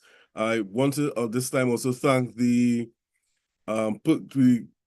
team that has been working so tirelessly to make this effort such a success as it was. Too numerous to mention again, but just to say thank you very much. Have a wonderful afternoon, and we look to engage with you very shortly on a different level. Thank you so much, Savion, and thank you everyone for your attendance. Have a safe and wonderful rest of today and the week. Thank you so much, Mr. Stevenson. So at this time, I'm proud to say and well happy to say that I have been able to take you all through the entire program. Once again, thank you so much to the CARICOM Secretariat, the CARICOM Secretariat team, along with the CARICOM Implementation Agency for Crime and Security team that have been very instrumental in the technical support throughout this entire program. I'd also like to thank most importantly, our panelists who would have who literally we would not have this without sharing their insight, their perspectives, but moreover importantly, I would like to thank all of you here, all of the ones in here now, and the ones who are seeing this being live streamed on Restream, YouTube, and Instagram. Thank you so much for staying with us. It has been a pleasure, and I do want to state that this webinar is only the beginning of what will be a much bigger project for the CARICOM Secretariat. So please stay tuned to see what exactly will be happening. As I said, follow CARICOM, the CARICOM Secretariat at CARICOM ORG on Instagram and Facebook and Twitter. And be sure to ensure that you are there so that whenever we have more seminars, more webinars, more conferences, more training, more engagement with you all, we are definitely on the ball in that respect. And of course, we're going to end or what should be outro poll. And the outro poll was asking all of us here, which area do you believe has the greatest potential to empower youth in preventing crime?